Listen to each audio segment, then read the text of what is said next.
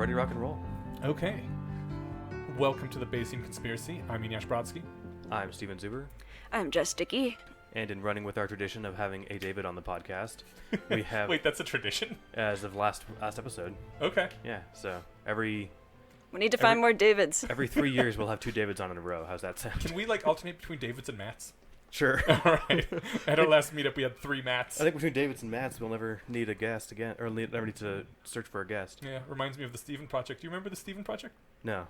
Oh, how did I not hear about the Steven Project? Yeah, the Steven Project Oh, they didn't invite you? Well, the Steven Project was... Oh, scientist named Steven who would sign on to say evolution was real? Yes, exactly. I do remember this. Okay, yeah. Alright, so David Youssef is back on. Thanks for coming on, David. No problem, guys. And the reason I wanted to talk to you again, well, we all did, was the very thought-provoking and engaging Reddit post on the subreddit from, I guess, 10 days ago or something? Something like that, yeah. And, yeah, who wants to take the lead on this? Well, it should be David since it was his post. That makes sense. David, what's the problem that you have seen? Okay. I wrote a little something out because I wanted to make my thoughts clear. Oh, okay. I am frustrated. Mm.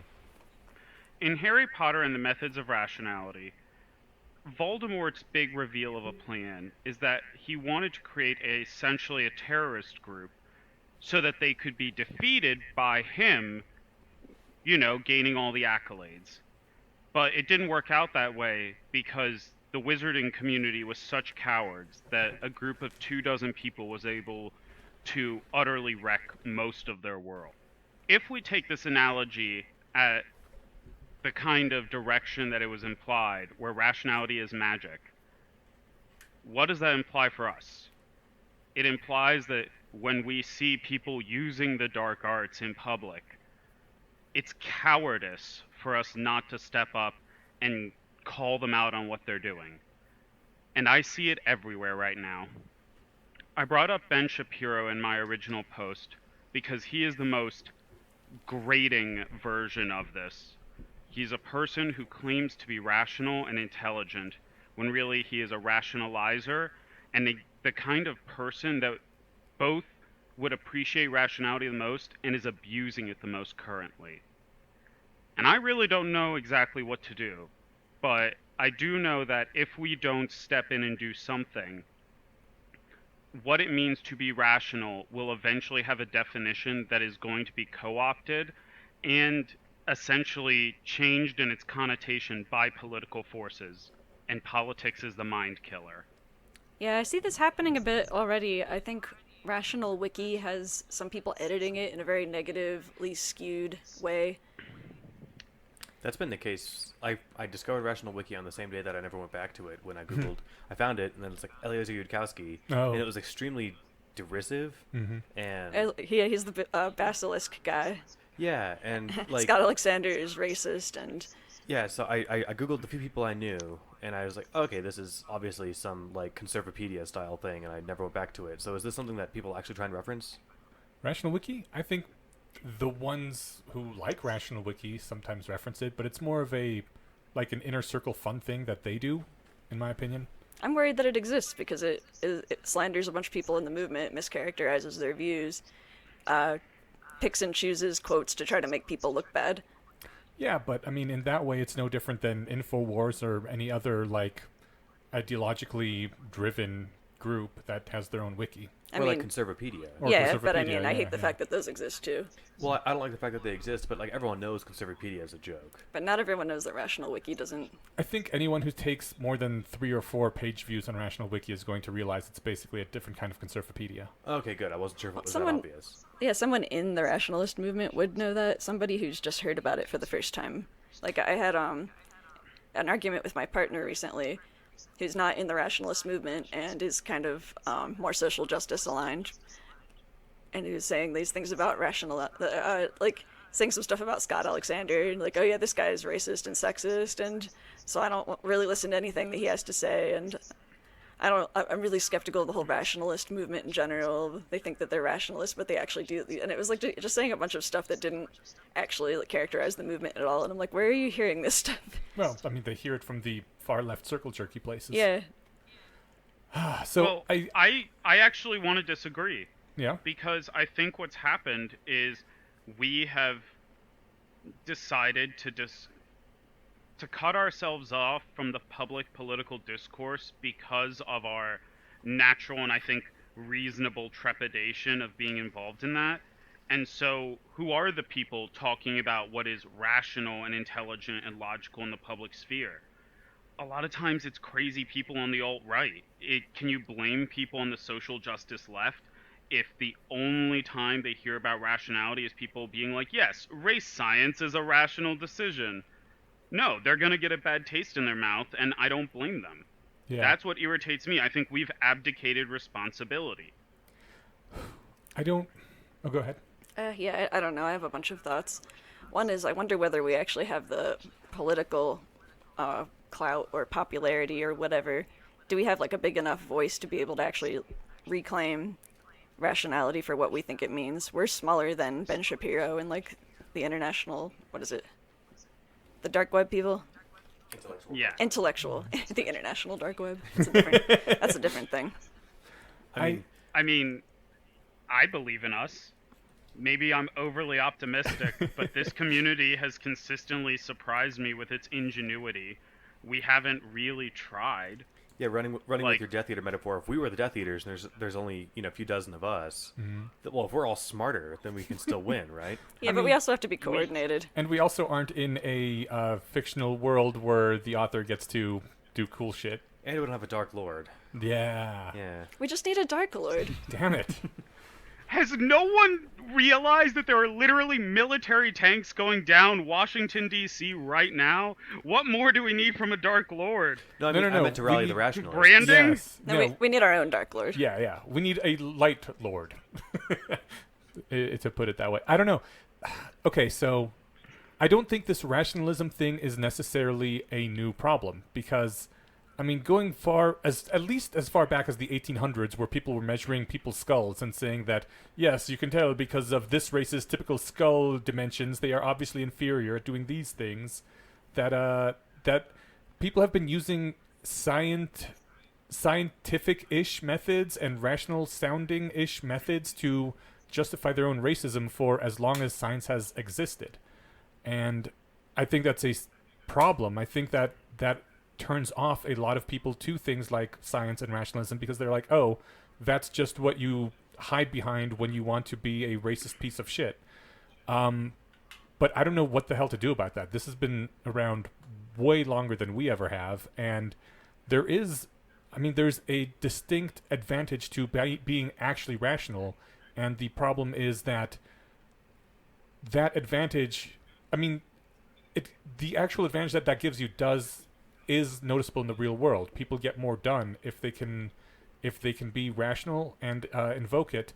God, someone commented on this in the thread somewhere, where they said that since it works and people see that it works, people who use rational looking or rational sounding vocabulary are going to have the authority of that thing working added to their words. And so people who don't necessarily actually have rationalism in their blood at all, in their thought processes at all, will co-opt the vocabulary in order to make themselves sound more authoritative and give their crappy arguments weight, even though they aren't actually rational. And then the entire thing is tainted with their using that vocab. And I don't know how you can fight that. I mean, what do you do? Going back... Go ahead, David. Yes. Oh, I was going to say that, if we were scientists and we found out there was a scientist who was spreading false information or using unethical methods, we would publicly and as a group repudiate them, as well as publicly, release information describing every way they were wrong. It won't convince everyone. Some of the people who got fooled will stay fooled, but at least then we can say we did our best. We didn't just let it slide. Yeah, well, that's literally what happened with, God, now I think everyone's first name is David, but was it David Wakefield? Andrew Wakefield. Andrew Wakefield. That's what I was going to say. So we need a public crucifixion of Andrew Wakefield, or of Ben Shapiro from the Rationalists, the way that Andrew Wakefield got crucified by scientists. I guess, but what was his crucifixion? They withdrew his study, and they said publicly that this was scientific fraud, and it should not be followed. But there's still a huge anti-vax movement out there because of what he did, and they still believe him. They're like, nope, he was a doctor. I don't care what all these other people say. True, but I think that's more than what the rationalist community has done for someone like Ben Shapiro. Yeah, but we also don't have like a central organization that can say this view is not officially endorsed, that there was fraud used. Yeah, we don't have that yet. We don't need that. We just need good arguments. Like, authority is always the second best thing. If we just publicly go out and say, yo, this is dumb. We know this is dumb, and we can explain why it's dumb here, here, and here. Well, we do have good arguments for some things in the writings of Scott Alexander, and yet he is still, by a lot of people, they won't read his stuff because they've heard he's a racist, sexist, whatever, which he's obviously not if you actually read his things, but some of the stuff he says goes against the liberal narrative of whatever the liberal narrative is, and so he gets you're not speaking for us on this particular issue, so you must be one of the alt-right trolls. That's the exact reaction that this partner had, which I was so frustrated by that. Yeah. I remember being more in the social justice community and having that kind of knee-jerk reaction. Like, anytime you're introduced to... It makes you really paranoid, and it trains you to be looking out for who's an enemy and then who's on our side, and you're looking for these little secret cues. Mm-hmm. And, like, one strike means that you're out. Right. Oh, man, you misgendered somebody that one time. It's like, oh, that minus points. If you've been on a podcast that has had friendly conversations with different people who are on the right, then you're automatically smeared as well. Can't talk to those people. I mean, it's weird because I've seen people call him a Nazi sympathizer, and he actually has great aunts and uncles who died in the Holocaust, you know? Which makes his Nazi sympathy way confusing, right? Yeah. Maybe he just really hated those great aunts and uncles. Right. I think he has an incredibly nuanced view on race and gender too, and is a very like compassionate person. Yeah. Someone who's actually willing to look at like what are the problems. He has a post that I shared with my partner that was, he did a calculus for here's what the cost of racism is. Here's what the economic cost of racism is based on like here's some studies that show the impacts that racism has, and then weighs that out to a monetary amount and is able to show, besides all the like actual stress, trauma, and unhappiness that this causes, here's the economic cost of racism. So like this is my point, that racism is bad, and here's the evidence for it. And I was kind of telling my partner, I'm like, yeah, like this is why I'm annoyed at the social justice stuff, because this here is quantifying something.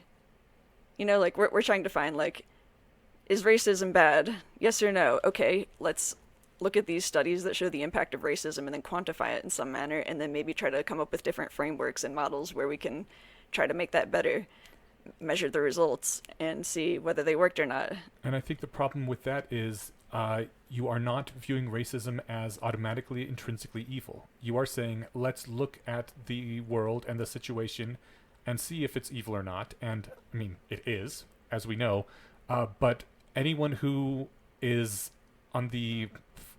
I keep calling it the far left. I don't know what term to use for this. The illiberal I had heard left? the regressive left. Regressive left? Okay. Anyone on the regressive left side does not want to see any sort of studies or anything because they don't care. Racism is just bad, period. Emotional appeals, and I mean, it is bad, period. But the fact that someone would take the time to bother to look at studies to show that it's bad is, in their opinion, a sign that, you know what? If the data showed that racism isn't evil, then this person would be on the side of racism, and therefore this person is evil automatically. I think that's because if you're citing studies, like, so what if it turned out that it was more economically beneficial to have a racist community or something, right? Or like if you're basing it, I mean, Scott Alexander's position, I'm assuming, is that racism is bad. If you want proof, here's some numbers. Mm-hmm. But like it's not bad because the numbers. It's bad for other reasons. But if you're not convinced that it's bad for those other reasons, here's empirical evidence that it's bad. But the empirical evidence could have gone the other way. I remember, I think Sam Harris put it poignantly when, 2-3 years ago, it showed that something like 50% of, or I forget the number, some staggering number or percentage of humans today have Neanderthal DNA, and it happens basically everyone outside of Africa. Right, Yeah. but if it happened to have been people from Africa instead, this would have been a nightmare for the people who discovered this, right? Right. Yeah, like he tweeted out, "Oh, it turns out that we do have Neanderthal blood as long as you're, as long as you've left Africa or something, you're part." It was like, whites are special, we're part Neanderthal. Right. Yeah. That was it. Like in a tongue-in-cheek sort of way. Yeah, but that's the thing is, like, if you're going to hedge anything on any empirical evidence, right, then there's a chance the evidence could go against your sacred cow, right? And don't get me wrong, racism is bad, whether or not it's, like, even if it worked out to where, like, an economy was 5% less efficient when it, wasn't racist, even if that was the case, which it's not, don't mishear me, it would still be good to, you just suck that up, and because there are other benefits aside from, like, the measurable, economic output or something, right? Yeah, and in that case, then if the economic, if it were economically beneficial, then it's like, okay, we'll take that into account. But, like, you're going to measure all the other ways in which it is bad. I mean, you're studying it for a reason. People think it's bad. First of all, is it bad? What are the components that make it bad? And then how do you ameliorate those components? So I would still want to know, okay, like, if the economics aren't a problem, then that's not a problem. So we're not going to look at that. We're going to make different kinds of solutions that help these other things that are actually problems. That's why it's still important to know what the truth is. But yeah, that's the problem is we actually care about what the truth is, and we do look into these sorts of things. Yeah. And if the truth could destroy your beliefs, there's a lot of people that say you shouldn't even be fucking looking at the truth. Which is awful. It is, but if you care about fixing things, if you just care about being right. Well, they care about fixing whatever social issue they think is important to fix, and the fact that we would be looking at evidence shows that we're on the wrong side. I mean, I don't know how you can possibly win those people over necessarily. You win them over. You win them. Yeah. You win them over by not only having the moral high ground, but beating them to the punch when it comes to the things that they care about most. Like, I agree, I am not a fan of the illiberal left, but the way I've been looking at things is that the illiberal left, the big issue is ostracization. And that's not great. Nobody wants that. What do you mean? Like,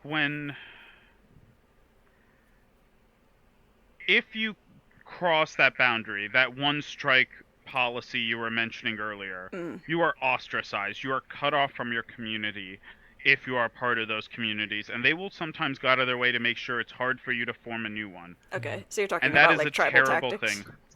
Thing. Yeah. And group out group bullshit? Yeah, but I can deal with that. What scares me more is seeing these same kind of dark magic tactics used on the right. Like, I'm way more worried about Ben Shapiro because, yeah, he can say from now until Sunday that he is a Jewish person and that he is not involved in these things. But the guy who shot up that synagogue literally cited him and made sure to say, oh, they were religious Jews, not cultural Jews, a phrase that Ben Shapiro uses. Like, the rhetoric of the left is bad, and the way they don't use rationality is bad. But the way that the right is going is significantly more dangerous to human lives. And it starts with people who essentially are spreading propaganda under the guise of reasonability. Yeah. And if we want to have any chance to show the left that even if we don't agree with them, we deserve to be respected, we should be on the front lines of the part of the fight that we're good at. And that is, like, cleanly and clearly going through and being like, hey, you made these crazy claims that you say are just questions about, like, you know, black on black violence, but when someone brings up these other issues around those studies, you don't listen to them. It sounds like you don't actually care about the truth. You don't actually care about these questions. You are using this as a justification for further violence. And then just tear them down in the public court. I don't think it'll win every time, but I'm pretty sure if you do that enough times, even, like, the illiberal left will eventually start to look. I do think we should probably speak out a little more often about that. It's weird because I don't consider anyone on the right in my community, really. And so you get more worried about people in your community fucking things up. Whereas if someone on the other team is being an asshole, you're like, well, they're on the other team. Obviously, they're going to do that. But I totally get what you're saying because I have noticed. I don't know. There is a very wide spread of political opinions in the rationality movement, which I think is pretty healthy. But I also think it's weird that like a not insignificant portion of rationalists were really into Jordan Peterson. I'm like, what the fuck? He's spouting like weird random rationalist jargon, and some of the stuff he says is useful, but overall he's kind of an idiot. And I was one of those people, oh, and like okay. I think that's why I'm more sensitive to these things because I'm a lot closer to the right. And what I've noticed is that a lot of times these individual speakers in the dark web are very reasonable on their own, and if you look at their early career, there's no problem. Yeah. But as they get rejected by the left, the natural political gravity is for speakers on the right to invite them in, and that of course is going to create cross contamination. Yeah. Like every time Jordan Peterson has to communicate with more right-wing people, his next speech is worse and he's more insane. So it's like they start pandering to the crowds that are accepting of them. I think that's part of it, yeah. Do you think they genuinely start absorbing some of the mindset of those groups, or do they still have their previous Yes. position in mind and they're kind of just doing it for political status? I think they get absorbed. I think as a human, They're it's like the- impossible not to become more like the people you spend most of your time with. Yeah. Certainly if one group's kicking Yeah. you out and you're like, okay, these people don't think I'm crazy. The other people that I used to cohort with, they must be the crazy ones. Yeah, well, and those people hurt you. And Yeah. these people are here like helping those wounds heal. So obviously you're going to feel more emotional gratitude towards them. Like, here's the best example I can give from the Jordan Peterson perspective. I watched him give one of his lectures on biblical psychology that he did in Canada. And there's a part where he comes up to an Orson Welles quote where Orson Welles discourages socialism, and you see Jordan Peterson tap dance around the fact that Canada is essentially a democratic socialist country, and he's like, yo, I love the government structure we have here. He's talking about like communist socialism. And like it's not an entirely vapid point, but whatever. And then a few weeks ago, or like a month or two ago, he goes into this debate with Slavoj Žižek, who, by the way, all of the craziness aside, is a really smart dude. And instead of completely owning the debate by playing the intelligent, moderate ground of being like, hey, you're advocating for communism, I am a pro-democratic socialist, now he's espousing like crazy, clear right-wing libertarian propaganda, not even like the good stuff.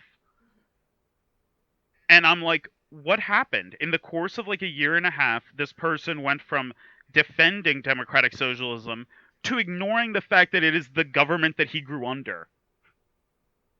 Yeah, that is weird. I actually liked some of his stuff. Peterson is like long-winded and boring, but I think he had some good things to say. I read 12 Rules for Life, and I read some of Maps of Meaning, but like he's turned into this weird internet meme person, radicalized. It's scary that can happen. Radicalized. Yeah, it's really sad too, because like I still recommend to people if you can find his old like 2014 psychology lectures. They're really insightful. Like he sounds like he would have been a great teacher, but it's a little bit of that Dunning-Kruger effect. Just because you're good at psychology doesn't mean maybe you have the best political insights. Yeah, this is true. Back to rationality. It's a bit sad, I think, that we're stuck with a label. It's really hard to rename yourself. Maybe impossible. I thought about that as well. I don't think we could really rebrand at this point. It would be very difficult. And I guess this is me trying to make a call to arms, and I'll try to put my money where my mouth is and actively do it myself. But maybe we should take it on ourselves to actively go into those communities where we're like, oh, we should just give up on these people and find out what their reasoning actually is. because I bet you it wouldn't be very hard to dismantle it. And even if we only help 5% of people, those 5% are probably going to be the most fervent supporters. What's that old saying? There's no faith like the faith of the converted. No, well, hold on a sec. What do you mean go into these communities and reach out to people? Because I don't know what communities you're talking about or how we're going to go into them.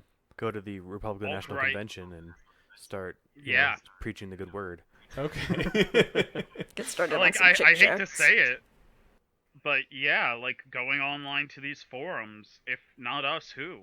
Okay. Like, no one else is going to do this social role, and it's important, and it's a place where we can thrive, and I think it would help us both kind of rectify the name of rationality and try to actively divorce it from politics. Like, I think it would be just as reasonable for us to do this same sort of, like, rigorous work in our own, like, more left-leaning circles, but let it be known and let it be going on forth, like, oh man, have you heard the rationality community stormed, like, Stormwatch or something, or an alt-right group, and just destroyed them and refused to give up, and then when they wouldn't listen, we destroyed their website. Like, I have no guilt over such ideas. Are you saying that we need to go, like, refute all their arguments and then DDoS them? Because that would be fun. I'm actually kind of. I'm not sure how That I might be a feel little about bit too literally far. trying to take down people's websites. Like, why Yeah. are we doing this? Because it would be funny. No, I don't think that that's a good way to win arguments. It would be funny. I mean, the best way to run arguments is street epistemology, which I learned from this podcast when you guys first started. Yeah, I really, like, want to be confident enough to start doing that. I do think it's important that when we see things shared, like Ben Shapiro being an idiot, to point out this is not rationality. This is a douchebag co-opting the words of rationality to sound smart. But I don't know, what can we call him? Like Straw Vulcan or something? I don't even know what you would... Straw rationalist. I think David used rationalizer. Rationalizer. Yeah. Yeah. I mean, that's... I guess... I think... I mean, I'm convinced that there's something that could be gained from, like, undertaking this effort. And you're right, like, I don't see a lot of rationalists arguing with people online, or at least they don't... I mean, if I see somebody arguing with somebody on Reddit, I don't know if they're rationalist or not, right? So maybe. But I guess... So this isn't an argument against, like, the attempt. It's sort of just, like... Then we've got to think about how to do this tactfully, because, like, the Bayesian conspiracy doesn't have the listenership that the Ben Shapiro show does, right? So, you know, even if we were to... Then, you know, plus I don't want to have to listen to the show, listen to the Ben Shapiro show, only to say, like, oh, he was wrong about these things. I guess if something comes across my feed and there's an opportunity for me to do something, I'll say something, but... Right. I think...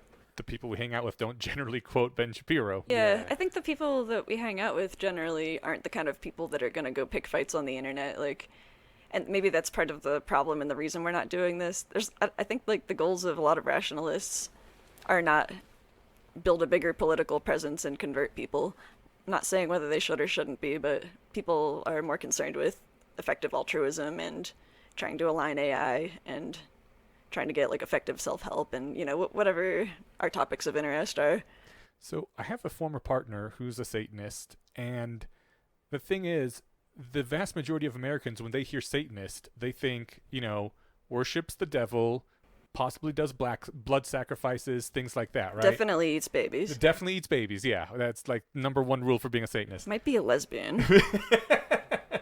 But, you know, it's just this group, a small group in Denver with, you know, they're a chapter of an overall national organization, more or less, sort of people who get together, do some fun ritual stuff, are generally pretty left-leaning, pretty open, pretty poly, and just really enjoy making fun of the Catholic Church, right? Almost all of them are atheist or agnostic, or at any point there's no literal worshiping of the devil, as they don't actually believe in him as a person. And they're like, yeah, I mean, we're Satanists, that's our name now. And the people who, like, know them and care to find out can find this out. And the rest of the world are just like, oh, evil Satan worshippers. And like, yeah, whatever, blow me, we don't care. I've got a. This is a side point, but I can't help but think of the question: Yeah. if somebody showed up at the church doors of the Church of Satan and seemed in all earnestness to be presenting an honest belief in Satan as the one true savior, and they weren't like trolling like the organization is like gold to do. Yeah. How do they handle that? Somebody shows up and they're like, "I believe Satan," and like they're not budging, and they're like, And I brought my bag of dead babies. I'm pretty sure that's never happened in the history of the world. That's cool. People don't generally worship the evil deity. There's all kinds of crazy people in the world. That's true, but they probably wouldn't show up at the Satanist church anyway.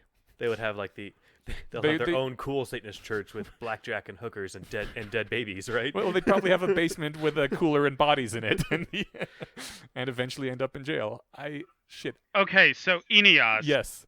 And so I'm not saying that the way they do things is right, but on the other hand, I kind of admire the whole not giving a fuck that other people don't know shit about us thing. But yes, to my thing. But here's the thing. They actually do go out into the public when it's important. For example, Satanic Temple I love those guys. sued Arkansas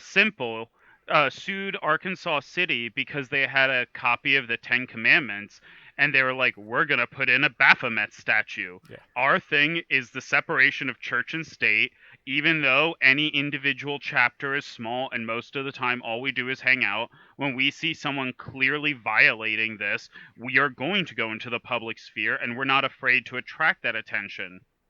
Like, we should have a similar kind of conviction. I agree. Like, I think... Yeah, and I think that's totally within our power as a community. And you know what? They won. They ended up having to put a statue of Satan in front of Arkansas City State House right next to the Ten Commandments. It's so good. That's absolutely bananas. And it's like a statue of Baphomet, like, patting a child's head. Yeah. Yeah, it looks so cute. They ended up just taking both of them down. Yeah, and they won. Like, yeah. And why are we not just as persistent? Well, for starters, we don't have any sort of organization. We, right now, are just a bunch of people who hang out on forums and sometimes have meetups. I think that's... People that are working at Miri. Yeah, or... I don't know. Do you think we should? I kind of have been thinking we should organize for a long time, but on the other hand, who wants to do that fucking work, man? Yeah, there are pros and cons to organization, and also I think the type of people that you need to be management-oriented people are hard to come by in our group. I'll do it. Like, I'm not even joking. David for Dark Lord. It's kind of been my goal for a while, and I enjoy social communication. The only reason I haven't tried is because this community is some of the smartest, most motivated people I've ever met, and I don't feel like I'm quite there yet. Let me finish my degree. But 1 year, and I am willing to do that legwork. I just don't want to do it if I think that no one is going to care and no one's going to, like, want to join. In the Bay Area, Raymond Arnold had put out a call asking if anyone is actually genuinely interested in doing community building stuff, reach out to me and come talk. I'm not sure exactly what he's got in mind or whether they're just kind of trying to develop plans and assign people roles right now. I'm also super interested in that, but I'm not like at a place in my life where I could go do that. I know we've mentioned this at least once before, and Stephen was really against it, but I don't think it would be a bad idea to incorporate, like, as a religious organization under U.S. law. I'm probably less against that now than I was. I mean, I do feel like, well, I guess I don't remember my previous stance on this, but I mean, thinking about it, I never see that working. We'll never get the big names in, I don't think.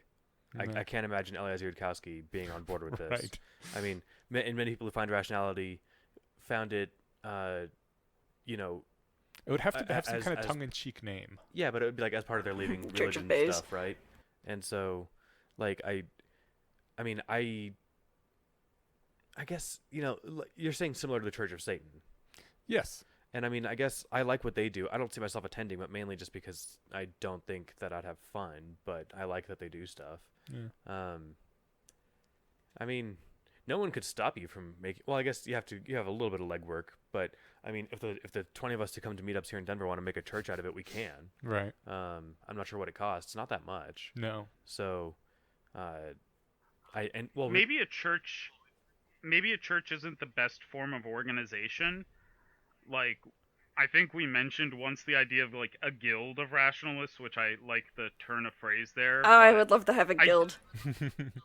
But I do think the idea of a more structured group that can like successfully support franchises. Like, I know how frustrating it is to be a rationalist in a super small community with literally only one other person to talk to about it. And it would have been amazing for me if there was a group out there I could have reached out to that would have been like, here's the handbook. You don't have anyone like to go? Here's like your first few meetings got set up for you. And Yeah. like there's always someone to contact. Those would be immensely valuable at helping someone who is even less social than me at getting one started. Like, my goal is to make it so easy to start a chapter of like a discussion group about rationality that almost every town of over 2,000 people has at least 5. Well, I mean, it is already that easy. You just create a group on meetups, and then you try to meet up. The problem is getting enough interest in a small community to get those people to come. Yeah, the problem is getting the person who's going to organize the group and do all the logistics, which not a lot of people have those skills. Especially, I think, in this group, people tend to be more introverted and involved in their own kinds of projects.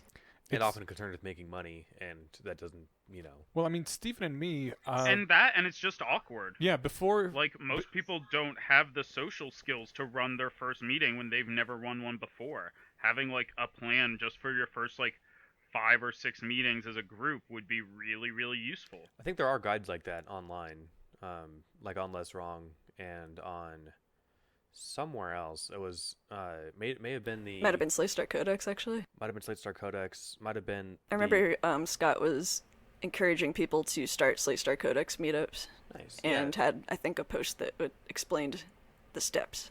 I remember back when I was getting this one, trying to get this one. Well, when we were getting this one going, I looked up some of this stuff, and it might have been the Columbus Rationality Group who put out some sort of, no, I think it was on the community.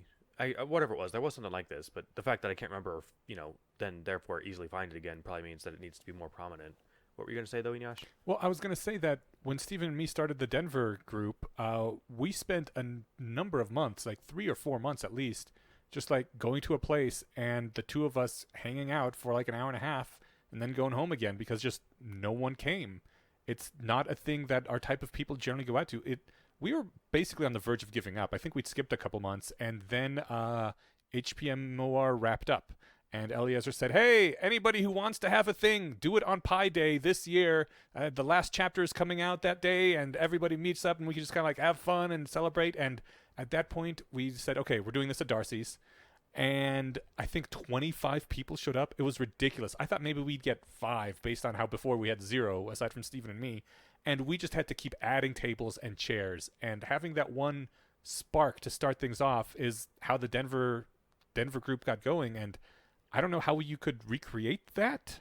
There needs to be some sort of central clearinghouse area where people that are interested in this sort of thing can go and see like, okay, here's where the group is meeting, and maybe once a year, this is our official new people come and be welcome thing.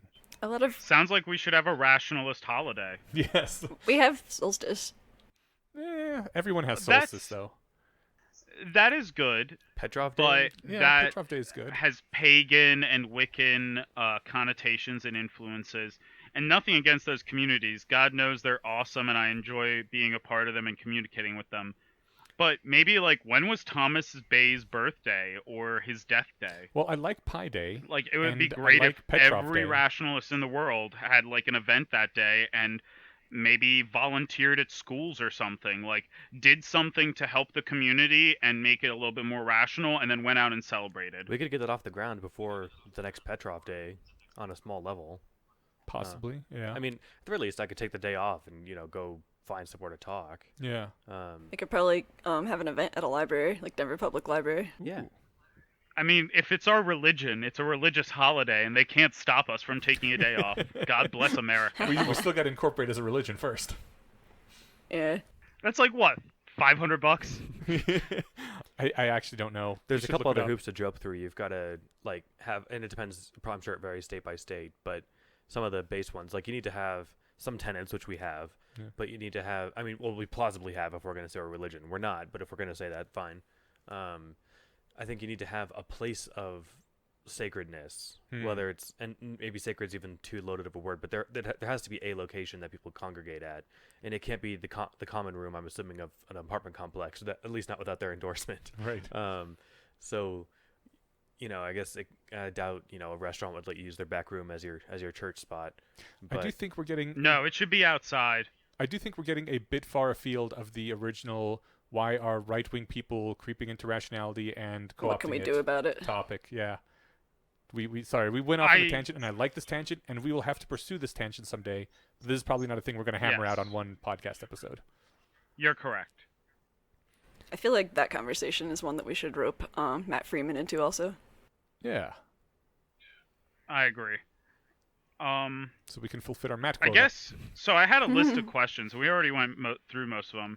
So do you guys think this is a problem?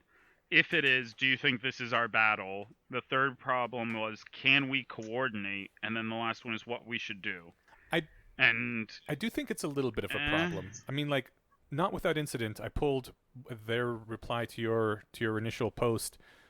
Said that I think the rational community has some specific properties that make it attractive to the right generally. It's not just the general diffusion of a successful set of ideas. Let me skip down a little bit. So, the properties. First, the community is very against perceived censorship and pro-absolute tolerance, which I think is true, right? Yeah. And not without instance, as it says, I believe this will always drag a community to the right, which I don't think is true at all. Actually, the absolute tolerance thing, I think, is taking it a bit far.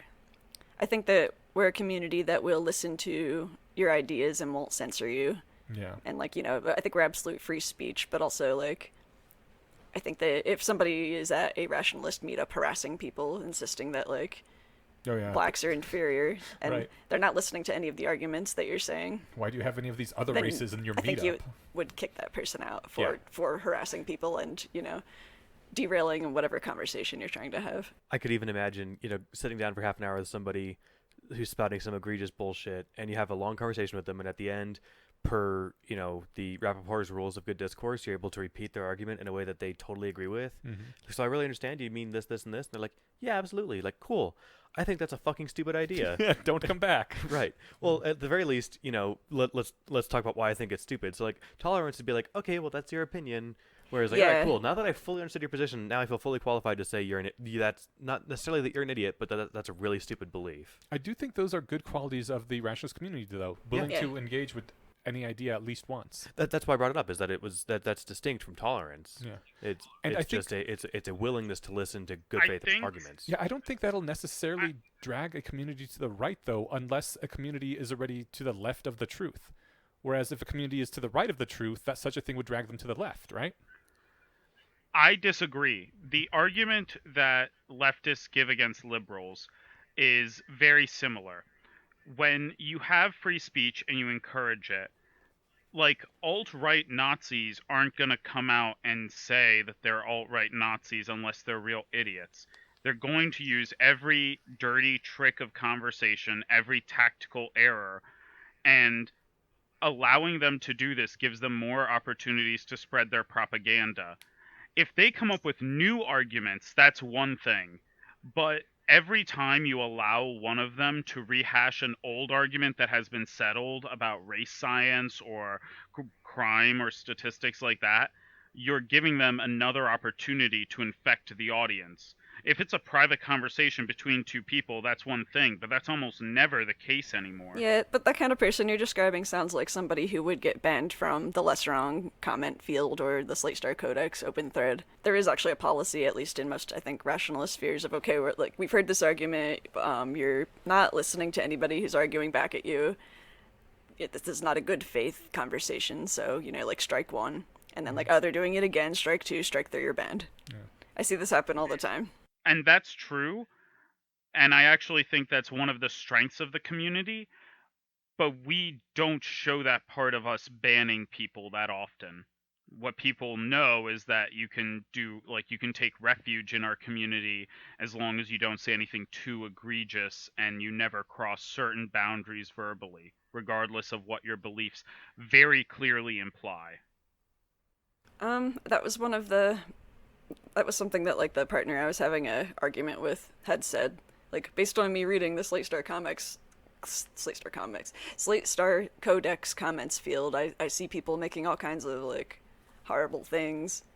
Well, no one should read the comments on anything ever. Yeah, it's like, comments first of all, the comment worst section are not humanity. representative of the community. I mean, isn't that the rule for the entire internet? Never read the comments? Yeah, that was actually my response. I was like, you read the comments? Right. No, actually, I like the comments, and Slate Star Codex tend to be pretty high quality, but occasionally, yeah, you do get trolls and assholes, and usually they get dealt with either by people ignoring them, people arguing with them, or eventually them being banned if they refuse to engage in good faith conversation.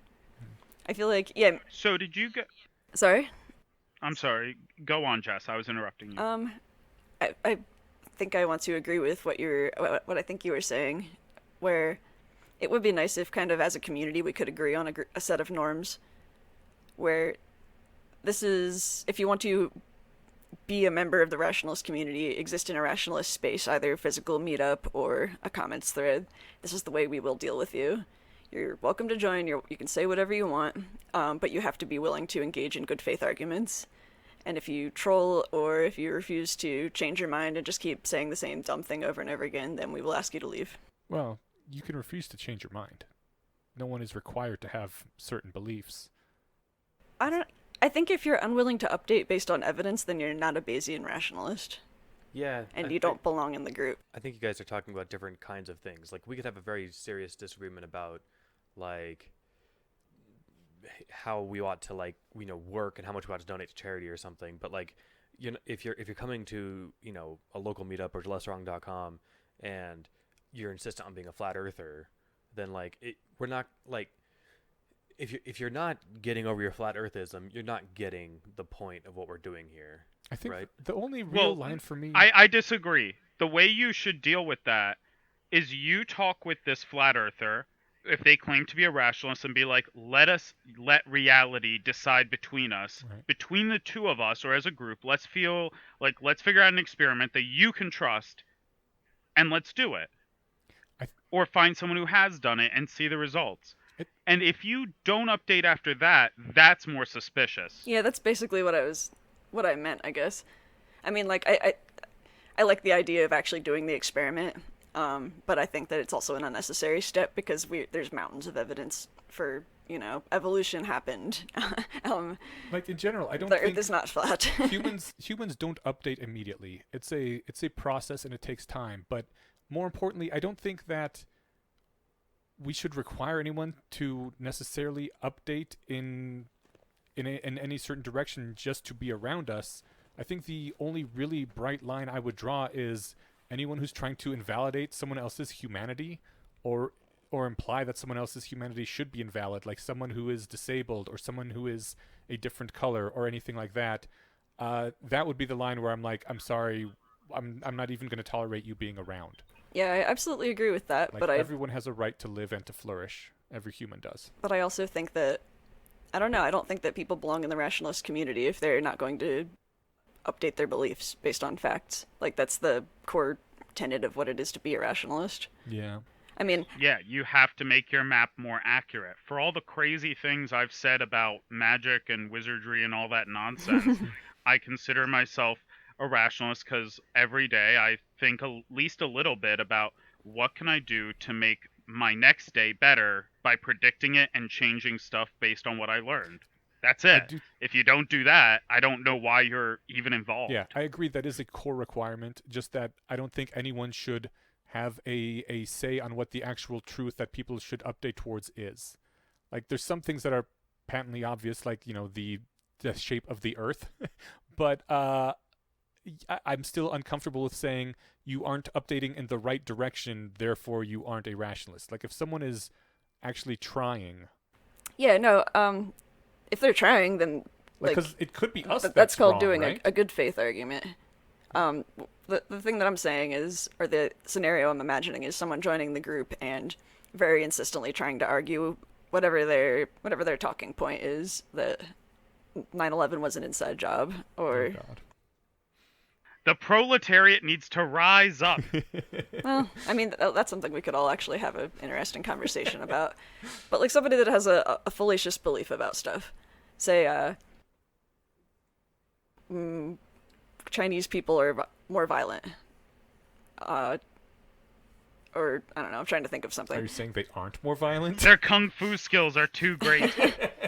Right, so you're trying to pick something less obviously absurd than flat earthism. I mean, Well, I'm trying to pick something that's not like an actual Position something that that's going to like poke somebody. sure. Well, like, what if it was just something pointless, like Asian people live longer or something? Like, that's an empirical question. Yeah. Right. And so if I believed that they did, and I have no idea if they do or not. They do. They do. Well, it's actually that's complicated, but go on. It probably depends if you live in Hong Kong or not, right? Like, if you live in a high pollution area, I imagine your life expectancy Oh tanks. yeah, But, yeah. Anyway, like, whatever my belief was, you can make it specific enough, and then like, all right, cool, let's go look. And like, we're not going to follow people around. We're not going to follow around 10,000 people and see how long until they die. We can just look at the statistics of mortality rate by or whatever, life expectancy by area. you can also look at genetics. A lot of Asian people have a FOXO3 or 08, I forget, gene that is correlated with longevity. That you could do that too. But then I guess I guess I'm not really sure. I see what you guys are talking about. Like, do we kick people out based on? I mean, I think it's pretty easy to spot if somebody's not making good faith effort. Mm-hmm. And like, if I came to you and I was like, no, I insist, they actually, all the numbers you see online are fake. This gene's not real. The census data is all made up. They all actually die at like 60. You've never met a person that's Chinese over 60. They're just lying. Like, if I'm coming to you with those many caveats as like to why my belief must be true. Now I'm pretending like that they live less or something or shorter. I think you can spot that coming, right? And like, I guess to Inash's concern of like whether or not you're giving them, whether or not they might be right and we want to update in their direction, sometimes you can just tell. And like, that's a very dangerous thing to say and like to hold on to, because you can just use that to justify, fully justify anything. And Well, sometimes they have an argument that's a popular argument that we know is wrong, like acupuncture works, or Andrew Wakefield was right and vaccines cause autism. If somebody came into the group, I mean, we've all been over this a million times, if they start saying vaccines cause autism, and they have as ammo the same bullshit arguments that we've heard a million times before, then, and that person is unwilling to actually be like, here is the evidence against this. Yeah, and I'm torn on how to handle that. I don't want that person to be in the group. I've seen arguments go, it's like, well, have you read the sequences? And it's like, I'm not going to go off and read a million words of stuff and then come back to you in 8 months and let you know if I still agree with you or not. Like, can we hash this out now? And so, like, I don't My answer is always, your beliefs have to pay rent. If you don't trust vaccines, you don't trust the rest of modern medicine, which is based on it. So, have you decided to never go to a doctor again? Have you decided that cold medicine doesn't work?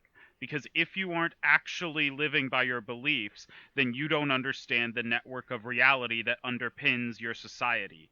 Like, that's the argument against that. Like, you're a hypocrite. Yeah, that's great. You actually do believe all of this stuff because your actions say it. If you didn't, you would be living in the woods making herbal medicines yourself. But I bet you're going to take that aspirin when you're hungover. Can I bring us back to the original topic? I think No. at least one of us should. Okay. Yeah, now let's do it. I wanted to make I don't know if this is a point, a suggestion that was brought up again by Not Without Incident. This goes in the school of nobody is an agent. We're all just cliches of the times. He points out that, where was it? Or I don't know, I'm not sure gender of this person, that rationalists tend to be contrarians generally. Tend to be people who are like, well, I've looked at things and I disagree with what the rest of society says, and here are my reasons why, right?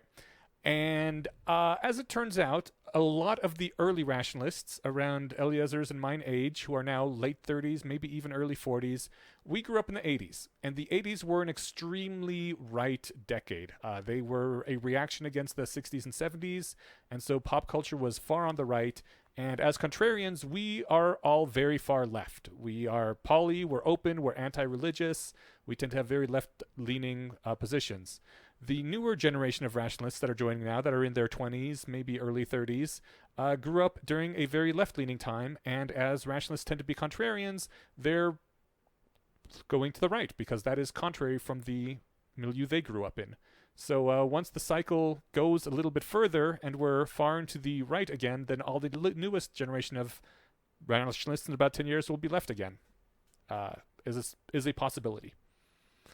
And I kind of agree that rationalists tend to be contrarians, and that this may just be a cycle of us always being the opposite of what the general culture is. I don't think that we are necessarily just like rebellious teenagers being like, "Oh yeah, Dad." No, not necessarily. Contrarian doesn't necessarily mean rebellious teenager. Like, yeah, Robert but Hanson's still a contrarian. It just means people who do not like being lumped in and accepting what everyone else accepts. Yeah, I mean, like we're people that tend to reject the status quo and want to take it apart and figure out which things are good and which aren't. Yeah.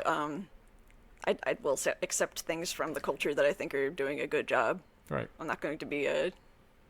And so when the culture is more to one way, then like, for example, the newer influx of rationalists will tend to be the other way. I'm in my early 30s, and I grew up in a liberal time, and I'm still mostly liberal. I didn't feel the need to. I mean, I guess I didn't go into the like regressive left, but. I think I'll be concerned for the future of the rationalist community if in 10 years we've switched a lot of our positions. Like, from if we start being anti-cryonics, or we start reacting against the things. I mean, I don't want to say like we're right about all these things now and we shouldn't change our minds. And yet, like, this is only the kind of experiment you could look at 100 years hence. But like, if things swung back and forth every 15 years, it would be just like every other group. Yeah. And that's not the point of this. This is supposed to be like, no, we're figuring out reality. We're going to get more and more correct. We're not going to keep swinging around. And although, of course, like I said, I don't know how you avoid doing any of that when you're like trying to, make your map as accurate as possible and being willing to change your mind. Unless you get everything right the first time. Yeah, right. And well, also because the maps that we come into adulthood with are the ones that we were raised with. So the way we fix our maps is always going to often have to be moving away from how the maps we were given. So, I want to bring up the Amish community. Okay. I live near the Amish, and I heard you guys talking a few weeks ago about them. And I think there's a misconception you guys have. The Amish are not against technology per se. They are against technology that destroys their community. For example, a lot of these Amish farms around me have computers in their barns because they have multi-million-dollar businesses. Like, you can't run one of those today without a tool to help you. But they're like the most basic Excel-only computers they have. And when they want to bring in a new technology to their community, every Amish family thinks about it, but they also have elders in the community, and it's kind of like a ground-up decision. Like, now they've just started to get cell phones, but they don't have smartphones. So how do they accept computers but not like buttons and blood transfusions? Not what? Like buttons for T-shirts. I mean, why do something new if you don't need to? It's not that much harder to do it the old way. I would feel like having a cell phone would destroy your update? community a lot more than being able to button your shirt. They don't have cell Do they phones. not have buttons? He was saying that they're looking at having cell phones, just not smartphones. Oh, well, okay. As long... I don't know. I don't know what you're talking about. The ones around me wear buttons. They kind of look like dorky accountants. So what? I could have sworn we talked about this, and like buttons was the go-to example of like one of the technologies they resisted. That's why they had. I don't remember talking about this, and I've never heard about the buttons. Am I totally making this Yeah, up? I live in the Amish community, and I tell you they wear buttons. I stand disproven. I can go take a picture. No, I believe you. I'm not. Weird Al's song Amish Paradise specifically references he's got a lot of buttons, and he wears a cool hat. I thought it was buckles. I think it was buckles. Oh, crap. It's always hard to hear words in songs. Honestly, a third of what I know about the Amish community comes from that song. Okay. Another third comes from the movie, the Shyamalan movie. The Village? The Village. I don't think They weren't even Amish. They weren't Amish, exactly. So I realized my math's very fuzzy. Okay. And I guess the rest comes from like pop culture, Rumspringa, and all that random stuff. Yeah. I think that's what David's trying to say. We don't actually understand the Amish. My view of the Amish has That's really fair. improved a lot since David first explained them to me a few months ago. So fair enough. Yeah. So I guess my last thing to make sure I'm not totally crazy. They're anti-medicine, or they're not pro-medicine, right? Like they can still die of an infectious disease because they won't take antibiotics. No, not at all. In fact, Hershey Medical Center near my house has one of the best genetic disease sections in the world because they're such an inbred community. They have the highest rate of genetic diseases in America. So it sounds like they're trying to rectify some of the maybe more extreme aversions to technology they had in the past. I mean, they do have some issues with blood transfusions, but they're actually pretty okay with like plasma as long as there's no actual human blood, like if it's all artificial. Like, they're not against every technology, but they do have a way of deciding which technologies and which things they want to let into their communities and which ones they've decided are frivolous comings and goings of the outside world. Let's put it that way. Okay. The reason I bring them up is I think that the rationalist community, if we want to move towards a more intelligent way of progressing forward instead of just whiplashing left and right with every generation, needs to have a similar structure but with ideas. Because the truth is, a lot of traditionalist ideas I think are a lot of valuable. Like, I often find myself a little bit right of a lot of people in this community. But that doesn't mean you shouldn't look at the evidence and update. Like, at this point, I don't understand how you can be a conservative and be against universal health care, especially considering there are conservatives in other countries that are like already have it. So that would be something that I think would be a good, stable idea to put into the canon of rationality. You don't have to do universal health care, but it seems to have worked well for all these other countries, and there's a lot of evidence for it. And this is something that maybe we should espouse in general. Or maybe it would be something more about psychology, like we have discovered a new way of thinking about psychology, and there's a lot of evidence for it. Yeah, like parts theory, or surfing uncertainty. What was that? And yeah, and nobody is required to believe anything that a high council says, but it definitely helps if there's like at least a robust discussion within the community about it, and then a group of smart people that we all kind of trust saying like, this is where we generally lean. So 2 quick things. I like this conversation, but I need to go roll up my car windows because it looks like it's going to start thunderstorming. And 2, I'm still overcoming the trauma of having been wrong about everything I believed about Amish people. If you have any sort of like less than an hour documentary or like YouTube video to explain all this to me, that'd be great. Kevin Kelly, who I think is the founder of Popular Science or Popular Mechanics, one of those. He has a book about a bunch of stuff that's cool, and I remember I was listening to an interview with him. He and his family go and like stay with the Amish. Perfect. That'll be my resource. I need to go roll up my windows, so I'll be right back. You guys keep going.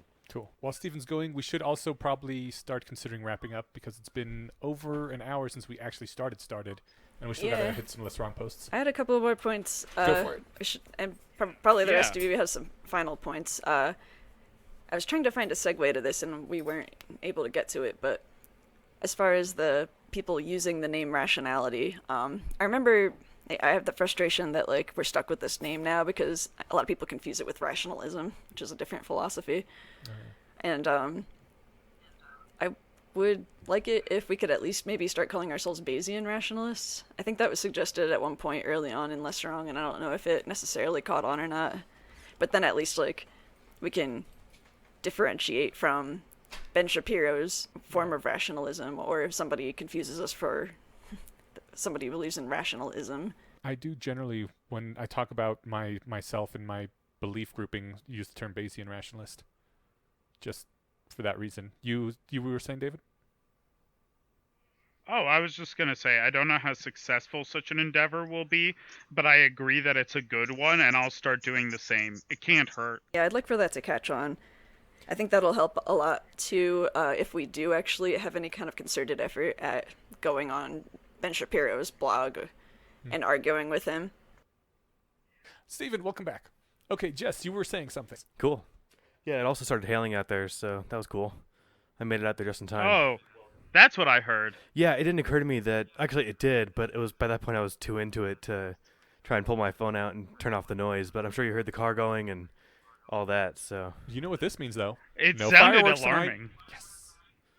it won't stop people. No. It might stop this. I mean, it's spring. It'll It's hail true, for an hour and then it'll be done. So. Yeah. All right, Jess, you had a thing. Oh yeah, really quick, the fireworks Right. though. For anyone listening outside the United States who doesn't know, today is the 4th of July, Right. which everyone in the country gets together to set off fireworks to celebrate Captain America's birthday. Huzzah! Yeah. Truly a holiday worth celebrating. That's right. This is the day Will Smith saved us from aliens. That's right.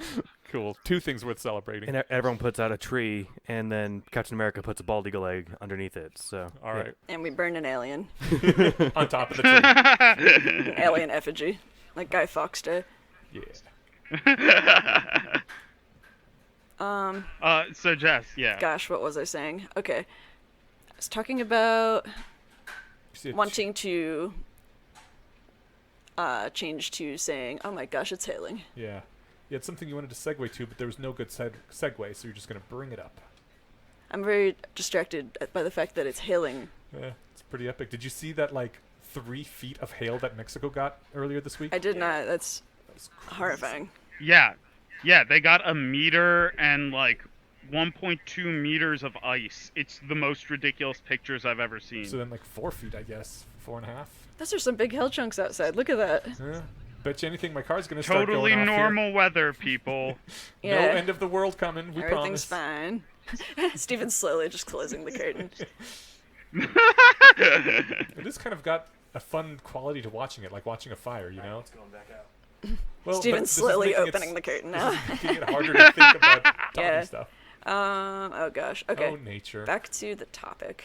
So you wanted to call us Bayesian rationalists?